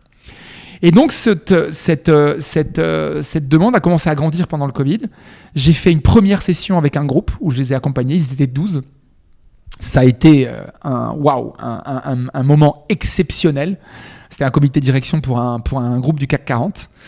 Et je me suis dit, mais c'est ça clairement qu'il faut faire. Alors c'est sûr que c'est spécifique. Tous les groupes ne partent pas pendant 3 jours faire un sommet à 4000 ou 5000 mètres d'altitude. En l'occurrence, ça c'était 4000, c'était pas 5000. Mais le fait de partir avec un groupe de 10, 12, 15 personnes pendant 3 jours, 3 nuits, faire une ascension de sommet. En plus, il y a un lien évident entre le sommet et soit l'individu, parce qu'on a tous un sommet à gravir. T'es d'accord ? Dans notre vie, on a tous un sommet à gravir. Faut pas... Moi, j'ai l'impression que j'en ai plusieurs à gravir, et je pense aussi que de manière générale, les gens ont plus qu'un sommet à gravir dans leur vie, mais t'as compris que c'est métaphorique là, ce sommet-là. C'est pas un sommet physique, une montagne. Voilà. Et il y a un lien hyper intéressant avec l'entreprise qui est que le sommet, c'est un objectif. Les gars, on est en 2025, en 2030, on veut, je sais pas, notre sommet, c'est de tripler le chiffre d'affaires et d'implanter, je sais pas moi, une 30aine de business units sur 10 pays différents. C'est ça notre sommet. Notre sommet, il est là, ok. Et ben, pendant 3 jours, on va échanger autour de ça. On va partager autour de ça, mais des choses beaucoup plus subtiles que simplement de la stratégie, des chiffres et un PNL. Non, on va parler de qu'est-ce qui nous limite, qu'est-ce qui nous bloque, c'est quoi nos freins en nous disant mais demain, non, impossible, on ne pourra pas être en 2030 dans 10 pays différents. Non, mais ok, mais pourquoi tu penses que dans 5 ans, tu ne peux pas être dans 10 pays différents ? C'est quoi tes limites ? C'est quoi qui te bloque ?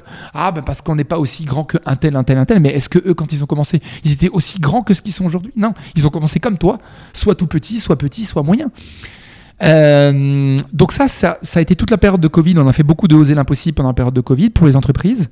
Et en sortant du Covid, je me suis dit, mais de plus en plus de gens dans mes conférences me disaient, mais nous aussi on veut vivre un truc comme ça. Nous aussi on veut partir en aventure avec toi. On veut aller avec Nicolas Felger, aller faire une ascension de sommet et quelque part, au-delà du coaching, en tout cas, échanger sur nos zones de peur, nos zones d'ombre, nos zones de difficulté. Quel que soit d'où tu viens, même si tu as réussi dans le business, ça m'arrive dans certains groupes où j'accompagne par exemple que des cadres ou que des entrepreneurs, mais ils ont aussi, même ceux qui ont réussi, ils ont aussi plein de problèmes parce qu'ils ont tellement mis des fois sur leur vie d'entrepreneur qu'ils ont délesté ou délaissé leur vie perso. Ils sont passés à côté pour certains d'une espèce d'idéal de vie familiale. Ils sont passés à côté de moments de vie de famille, de moments de vie amicale avec leurs potes, des moments de vie qu'ils auraient dû prendre, par lesquels ils sont passés à côté. Certains ont des problèmes de santé parce qu'ils ont tout mis dans leur boulot et ils ont délaissé leur corps, leur santé, leur activité physique. Enfin, finalement, quand je prends tous les profils, quels que soient les gens d'où ils viennent, dans une aventure comme ça, tu vas te révéler. Même si moi, demain, je devais le faire avec quelqu'un d'autre et que je le ferais en me disant c'est pas moi qui accompagne, c'est pas moi qui coach, et ben c'est sûr que j'en ressortirais grandi avec des vraies prises de conscience, avec des vrais plans d'action que j'ai envie de mettre en place à partir de demain, tu vois. Donc voilà, Oser l'impossible, il y a la conférence, Oser l'impossible, le livre, et Oser l'impossible, l'aventure, ouvert au grand public depuis 2023 à peu près. Et donc du coup, je vais mettre un lien dans la description, donc pour ceux qui sont intéressés, c'est ça. Éventuellement faire un groupe avec ma communauté. Petite parenthèse avant qu'on continue, si ce que tu entends te parle, si quelque chose en toi se dit et pourquoi pas moi, j'ai une info pour toi. On organise donc avec Nicolas Felger une aventure pour gravir un sommet au Maroc, et pour tout savoir, ce que c'est, comment ça se passe, si c'est vraiment fait pour toi, on fait une présentation live le mardi 5 mai à 20h. Le lien est juste en dessous dans le descriptif. Et si tu vois ce podcast un peu plus tard, un peu trop tard et que la date est passée, tu as accès au replay. Viens voir, c'est sans engagement, juste pour sentir si cela résonne. Allez, on reprend. Et je suis persuadé que ça va parler, parce que quand t'en parles, moi ça me parle beaucoup, mais c'est surtout que je sais à quel point t'es pointu, dans le sens que je t'ai rencontré après la conférence, et je me souviens que tu m'avais ouvert des portes que je n'avais pas imaginées. T'as quelque chose de très pointu. Voilà, c'est vrai que je te l'avais pas forcément dit depuis d'ailleurs, mais il y avait vraiment ce truc où j'imagine même pas ce que ça donne un montée de sommet avec toi qui dégomme un peu toutes les peurs et qui permet d'avancer, parce que ce soir-là on avait peut-être passé 30 minutes ensemble, pas plus, et pourtant en 30 minutes je m'étais dit waouh, ah ouais, effectivement tu sais voir les zones d'ombre, tu sais voir les angles morts et de pouvoir les éclairer et d'avancer, quoi. Ouais. On a passé plus que 30 minutes, Nico, ce jour-là au restaurant en sortant du spectacle. On a passé au moins 1 heure, 1 heure et demie ensemble. Ah ouais. mais c'est parce qu'on a passé un super moment, donc c'est passé très vite. Ah ouais, totalement. Mais ouais, écoute, au-delà des prises de conscience et bien sûr de l'impact fort que ça va avoir, je capitalise sur la force du groupe.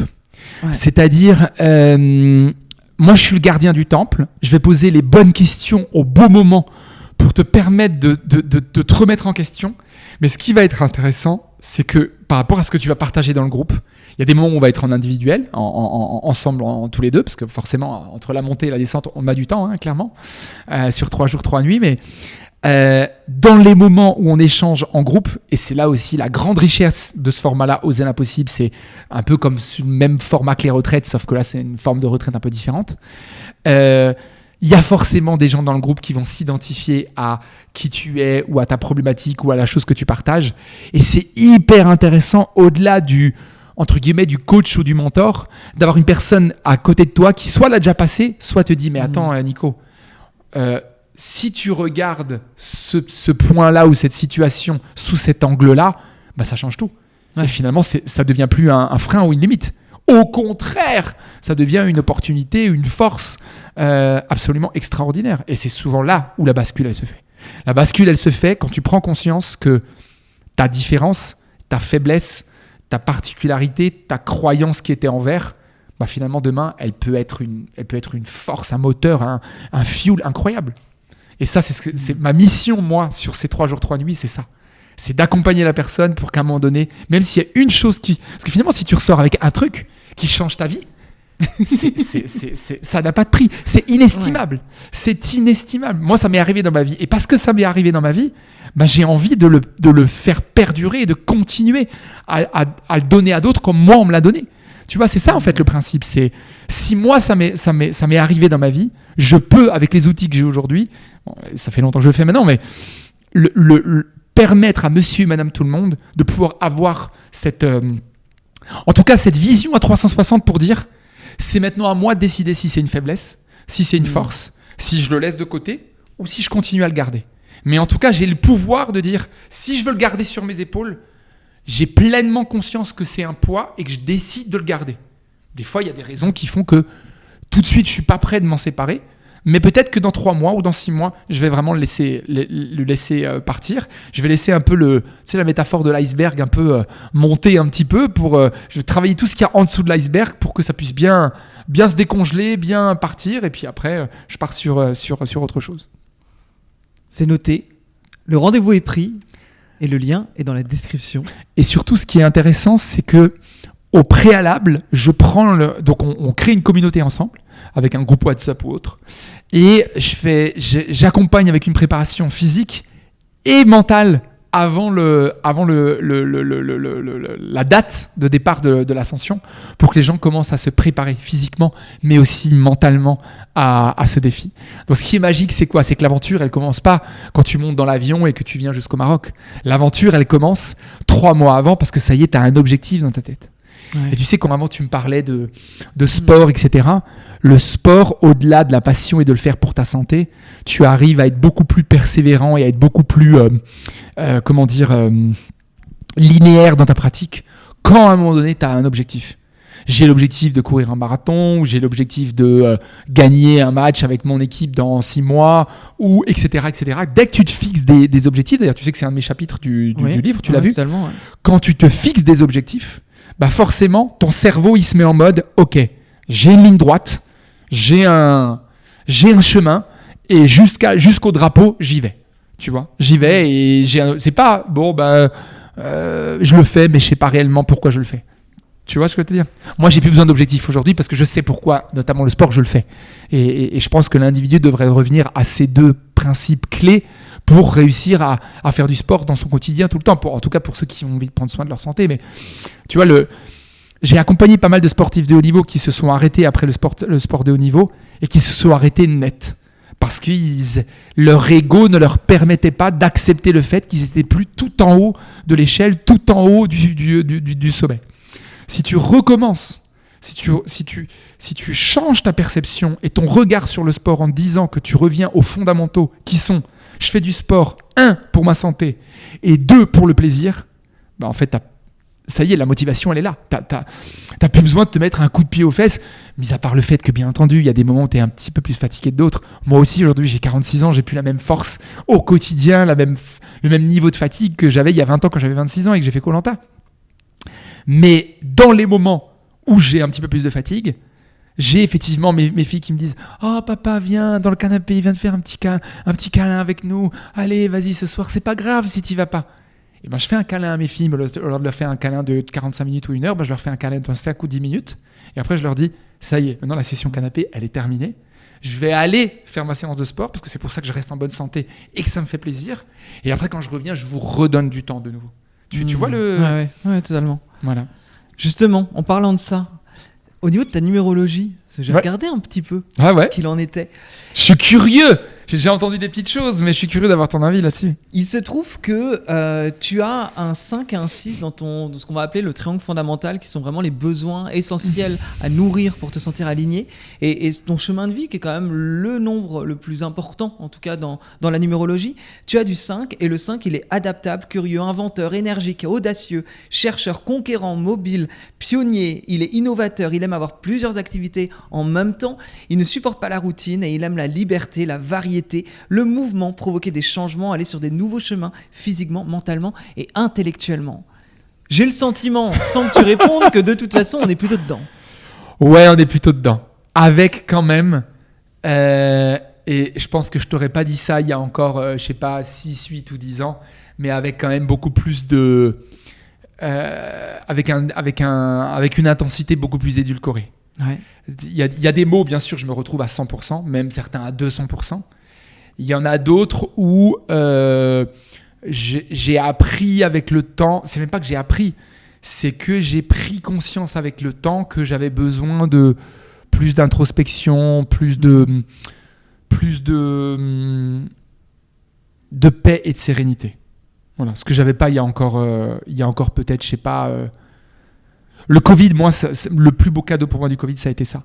Ça a été le fait de calmer, de freiner, d'apprendre à avoir du plaisir dans le pas dans le vide, mais presque dans l'inactivité, dans le silence, dans. Et j'ai pas toute ta numérologie, bien évidemment, qui est beaucoup plus complexe et ça prend 2 heures une séance de numérologie. Mais déjà, je vois qu'il y a une ambivalence, un paradoxe, parce que ton objectif de vie, c'est le 6. Il faut savoir que le 5, c'est une énergie très yang. C'est la liberté, c'est vraiment, c'est l'oiseau, c'est l'air, c'est ce que j'ai dit, c'est l'aventurier quelque part. C'est ça, exact. Le 6, l'archétype, c'est la femme. Avec le côté yin, avec toute la douceur. Parce que le 6, c'est le côté soignant, pacifiste, artiste, conciliateur, réparateur, éthique, sensible à l'esthétisme, au beau, qui a une activité en phase absolue avec ses valeurs. C'est obligé pour lui. Et il aime apporter de l'attention, des solutions, du bien-être, des améliorations, de l'harmonie, prendre des responsabilités. Il aime rassembler. Et le 6 va amener quelque chose de beaucoup plus doux. Le 6 a un côté, est très famille. Le 6 aime le cocon familial. Et j'ai l'impression qu'avec un 5 et un 6, c'est exactement ce que tu dis. C'est qu'il y a quand même le côté 5 qui prend le dessus, mais en même temps, il y a ton 6 qui va amener de la douceur. Ouais, à 100%.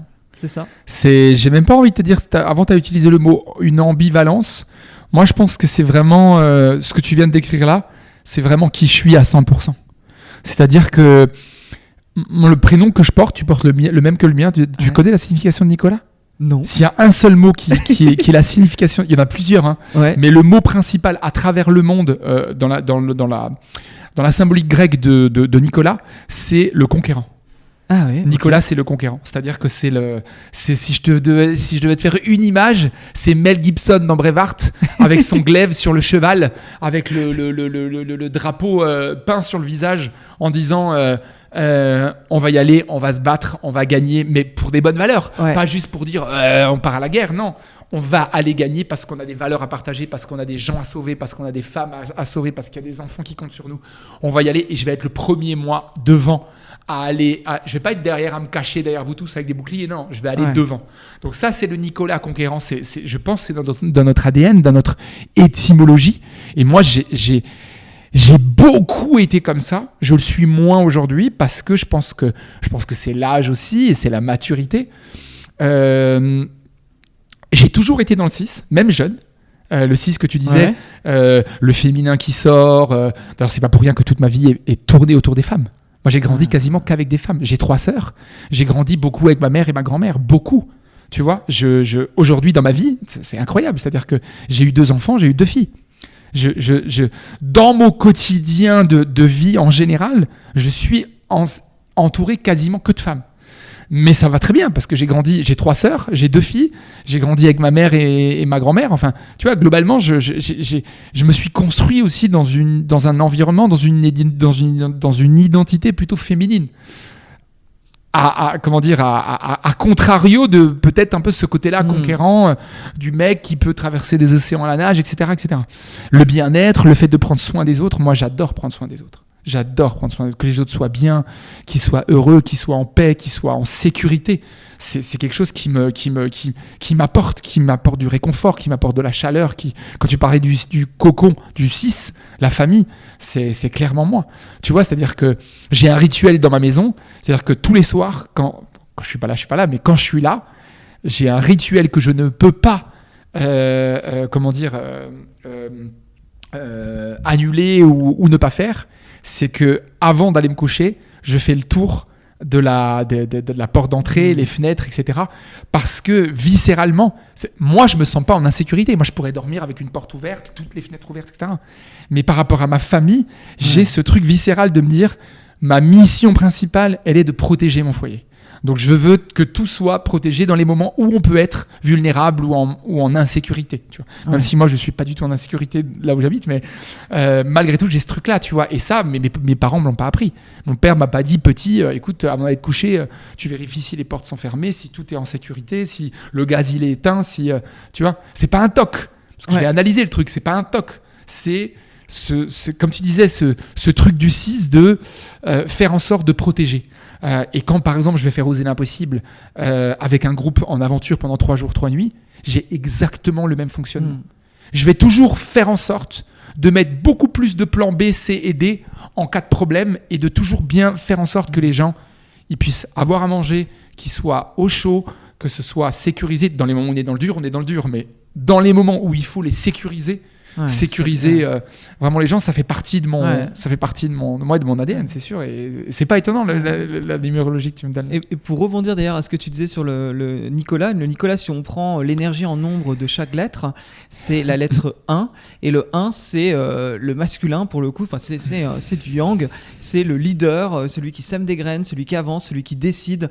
C'est le chef. C'est vraiment, on reprend en fait un peu le lexique du côté conquérant. Donc je sais pas trop d'où sort la signification du conquérant, mais en numérologie, on retrouve en tout cas la même énergie dans le prénom Nicolas. Dans le prénom Nicolas. Ouais. On arrive à la fin, je pourrais parler des heures avec toi, mais j'ai une dernière question signature. Ouais. Qu'est-ce que tu as osé de plus grand dans ta vie? Surtout que on a beaucoup parlé d'oser, mais du coup, si je devais te poser cette question, qu'est-ce que tu as osé de plus grand? Eh ben, je vais peut-être te surprendre, Nicolas, mais je pense que ce que j'ai osé de plus grand, c'est d'apprendre à être fidèle à ma partenaire. D'accord. Je viens d'une famille où globalement la fidélité, c'est pas le sport national, quoi. C'est pas le sport familial. J'ai une famille très chouette et j'adore ma famille. Je suis très famille, on est très proches, etc. Mais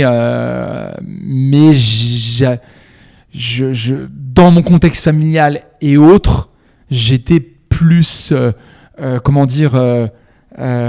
inspiré par de l'infidélité que de la fidélité. Et donc, pendant une période de ma vie, j'étais jusqu'au moment où j'ai rencontré ma femme, j'étais plutôt un garçon infidèle. Et ça a été un travail de titan pour moi, d'apprendre à être fidèle à ma partenaire, qui aujourd'hui est ma femme. D'ailleurs, tu la connais. Tu la connais, en tout cas par les réseaux. Ça a été un challenge pour moi qui a été beaucoup plus difficile que traverser un océan à la nage ou faire l'ascension des plus hauts sommets d'Europe et d'Afrique.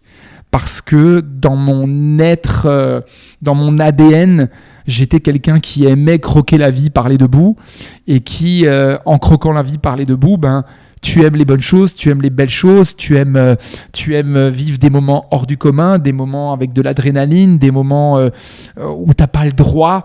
Moi, dans mon ADN, je suis quelqu'un qui aime bien enfreindre des règles, qui aime bien... oui, tu as du 5. Voilà. Qui aime bien aller contre la loi, qui aime bien aller contre les règles. Tu vois, je dis souvent à ma femme que dans ma vie, j'aurais pu être un Arsène Lupin ou un Robin des Bois, tu vois. Tuer, jamais. Faire du mal aux autres, jamais. Mais par contre, voler pour aller derrière semer ou donner du bien, ouais, clairement. Moi, j'aurais pu être un braqueur de banque ou quelque chose comme ça, tu vois. Il y a une partie de moi qui est comme ça, tu vois. Donc, j'aime bien enfreindre les règles, j'aime bien jouer avec les choses qui sont interdites. J'ai toujours adoré ça depuis petit. Et donc, quelque part, l'infidélité nourrit ce truc-là. Tu enfreins des règles, tu vas dans des zones qui sont très excitantes, qui sont très, tu joues avec le feu, tu te mets en danger, un écosystème. C'est très grisant, ça donne une forme d'excitation qui est hyper intéressante pour moi en tout cas. Sauf que quand j'ai commencé à faire ce travail sur la recherche du bonheur, la recherche de l'épanouissement, tous les points sur lesquels je suis tombé m'ont amené à cette évidence que l'infidélité, fondamentalement, rend malheureux l'être humain. Ok. Et donc, comme je suis resté accroché sur ce truc-là, et que ma dynamique de vie, elle était dans le fait de me dire, ok, bon déjà, est-ce que tu étais fondamentalement heureux quand tu étais infidèle ? Ma réponse rapidement a été, bah non, ça m'est arrivé d'être infidèle, et pour le coup, pas être plus heureux que ça. 2, est-ce que finalement, vraiment, ce que tu recherches maintenant, c'est en tout cas aller dans un chemin où tu seras plus heureux ? Oui. Bon, bah alors vas-y, jette-toi, ose et essaye de faire en sorte de ne plus être infidèle. Et ma femme, qui est ma femme aujourd'hui, que tu connais, ça fait 16 ans qu'on est aujourd'hui ensemble, on a eu deux filles ensemble, m'a accompagné merveilleusement bien dans ce chemin-là. Parce que dès le départ, à un moment donné, on s'est dit, ok, on met 2 règles en place. La première, c'est qu'on se dit tout. Ouais. C'est pas évident, hein ? C'est Tu sûr. sais, dans un couple, tout se dire, même des choses qui te passent par la tête en disant j'ai vu quelqu'un d'autre, ou je pense à quelqu'un d'autre, ou je vois quelqu'un d'autre, ou je suis attiré par quelqu'un d'autre. C'est un vrai challenge. Il y a très très peu de gens qui mettent ça en place comme règle dans leur vie de couple. Et deuxième chose, si tu es d'accord, étant donné qu'on se dit tout, si un jour tu as envie d'être infidèle, ou tu es sur le point de passer à l'action, où il y a un truc qui est fou qui peut se passer, tu me le dis à l'instant T et on voit ce qu'on fait. Et on voit la capacité qu'on a d'accepter, de ne pas accepter, de dire stop, de pourquoi, de comprendre. C'est beaucoup plus facile à dire qu'à faire. Attention, je te dis ça maintenant, ça fait 16 ans. Donc, J'entends bien, oui. on est d'accord. Et elle m'a beaucoup accompagné dans ce chemin-là. Moi, j'ai la chance d'avoir rencontré une femme, en tout cas, qui, pour moi et à mes yeux, est extraordinaire. Et du coup, elle m'a accompagné en sachant ce déficit et ce travail, ce chemin que je voulais travailler. Et elle a eu cette résilience, cette capacité d'accepter qu'au départ, j'étais beaucoup plus comme un lion en cage qui était encore dans cette dynamique de voir de la passion, de voir de temps en temps des pulsions physiques ou des pulsions sexuelles. Et finalement, réussir à calmer ça et à être beaucoup plus dans la communication, dans la fusion avec ton partenaire, dans l'échange, dans la confiance.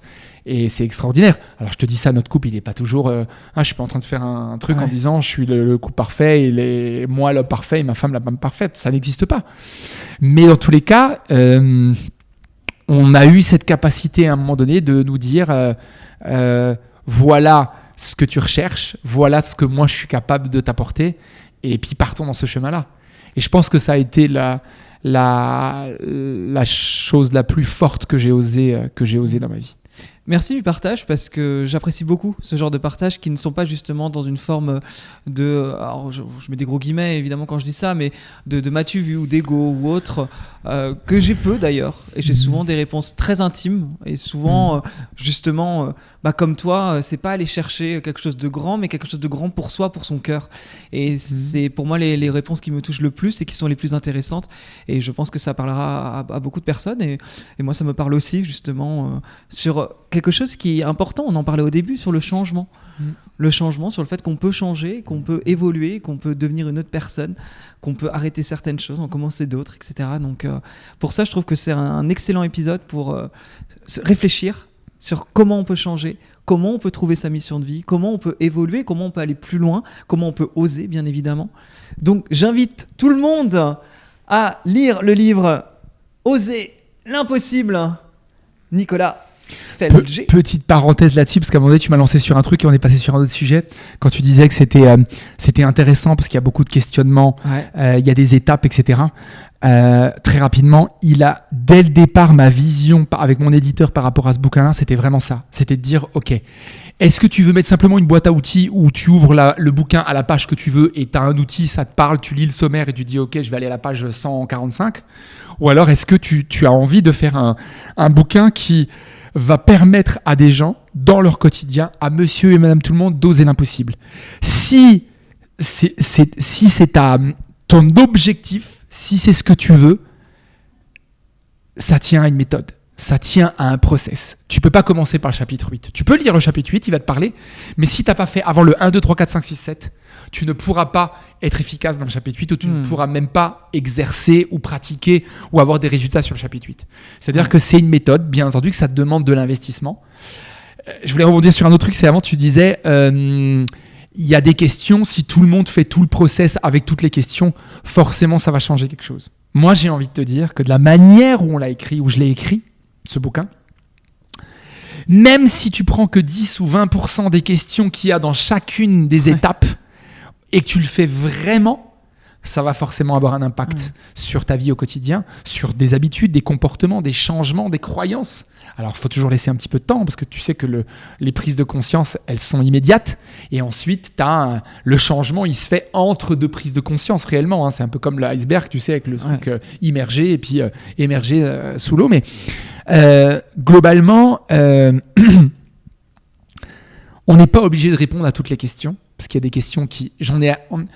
J'ai volontairement mis un process où Il y a, en fonction de ton parcours, de ta dynamique de vie, de ton histoire de vie, de qui tu es, il y a des questions qui vont te parler plus que d'autres, qui vont parler aux personnes qui nous regardent plus que d'autres. Allez vers les questions qui vous parlent le plus, parce que c'est celles qui vont le plus vous parler déjà de manière intrinsèque.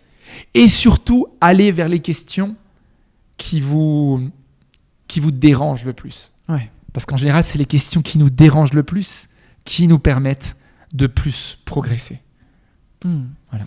Le lien de toute façon est dans la description. Ouais. C'est comme ton Instagram, Nicolas Felger. Je le mets aussi. Et YouTube, parce que tu as quand même une chaîne YouTube où on voit certaines pas mal de choses d'ailleurs, de tes ascensions, des extraits de ton spectacle aussi. C'est ça. Il y a plusieurs choses. Je pense que c'est là où on te retrouve principalement, Instagram, YouTube et ton livre. Instagram, YouTube, LinkedIn aussi pour ceux qui sont plus réseaux sociaux un peu professionnels, Tout à fait. mais LinkedIn on est très actif aussi. Ok. Après, Insta plus pour la partie un peu grand public, effectivement. Ouais. La chaîne YouTube, il y a beaucoup de choses. Donc, effectivement, les gens qui veulent en savoir plus sur mes différents défis, il y a la quasi-totalité de mes défis, en tout cas importants, qui ont été montés, filmés, bien faits sur YouTube. Donc, ça, c'est intéressant. Et après, il y a le bouquin et j'espère l'aventure ensemble en 2026. Évidemment, Oser l'impossible. le lien est également là. Et de toute façon, j'aurai l'occasion d'en reparler. Génial. Je te dis à très bientôt du coup. À très vite, Nico. Salut Nicolas. Salut. Merci d'avoir écouté cet épisode jusqu'au bout. Sache donc que si tu souhaites nous rejoindre pour faire cette ascension du plus haut sommet du Maroc, vraiment 3 jours intenses afin de te dépasser, de connaître ton potentiel humain, de connecter avec Nicolas, d'avoir du coaching en direct, on fait ce live de présentation. C'est vraiment un live où Nicolas va présenter de comment ça se passe et je serai également présent. Donc c'est le 5 mai, c'est à 20h. Tu n'hésites pas, tu as le lien dans la description, tu regardes et si tu as vu ce podcast un peu trop tard, ce n'est pas un souci, tu auras accès au replay si tu regardes ce lien. Tu peux juste regarder et si tu sens qu'il y a un appel, tu n'hésites pas et on se retrouvera peut-être à gravir ce sommet ensemble. Je te dis à très bientôt et passe une excellente journée, bonne soirée, une bonne nuit, salut!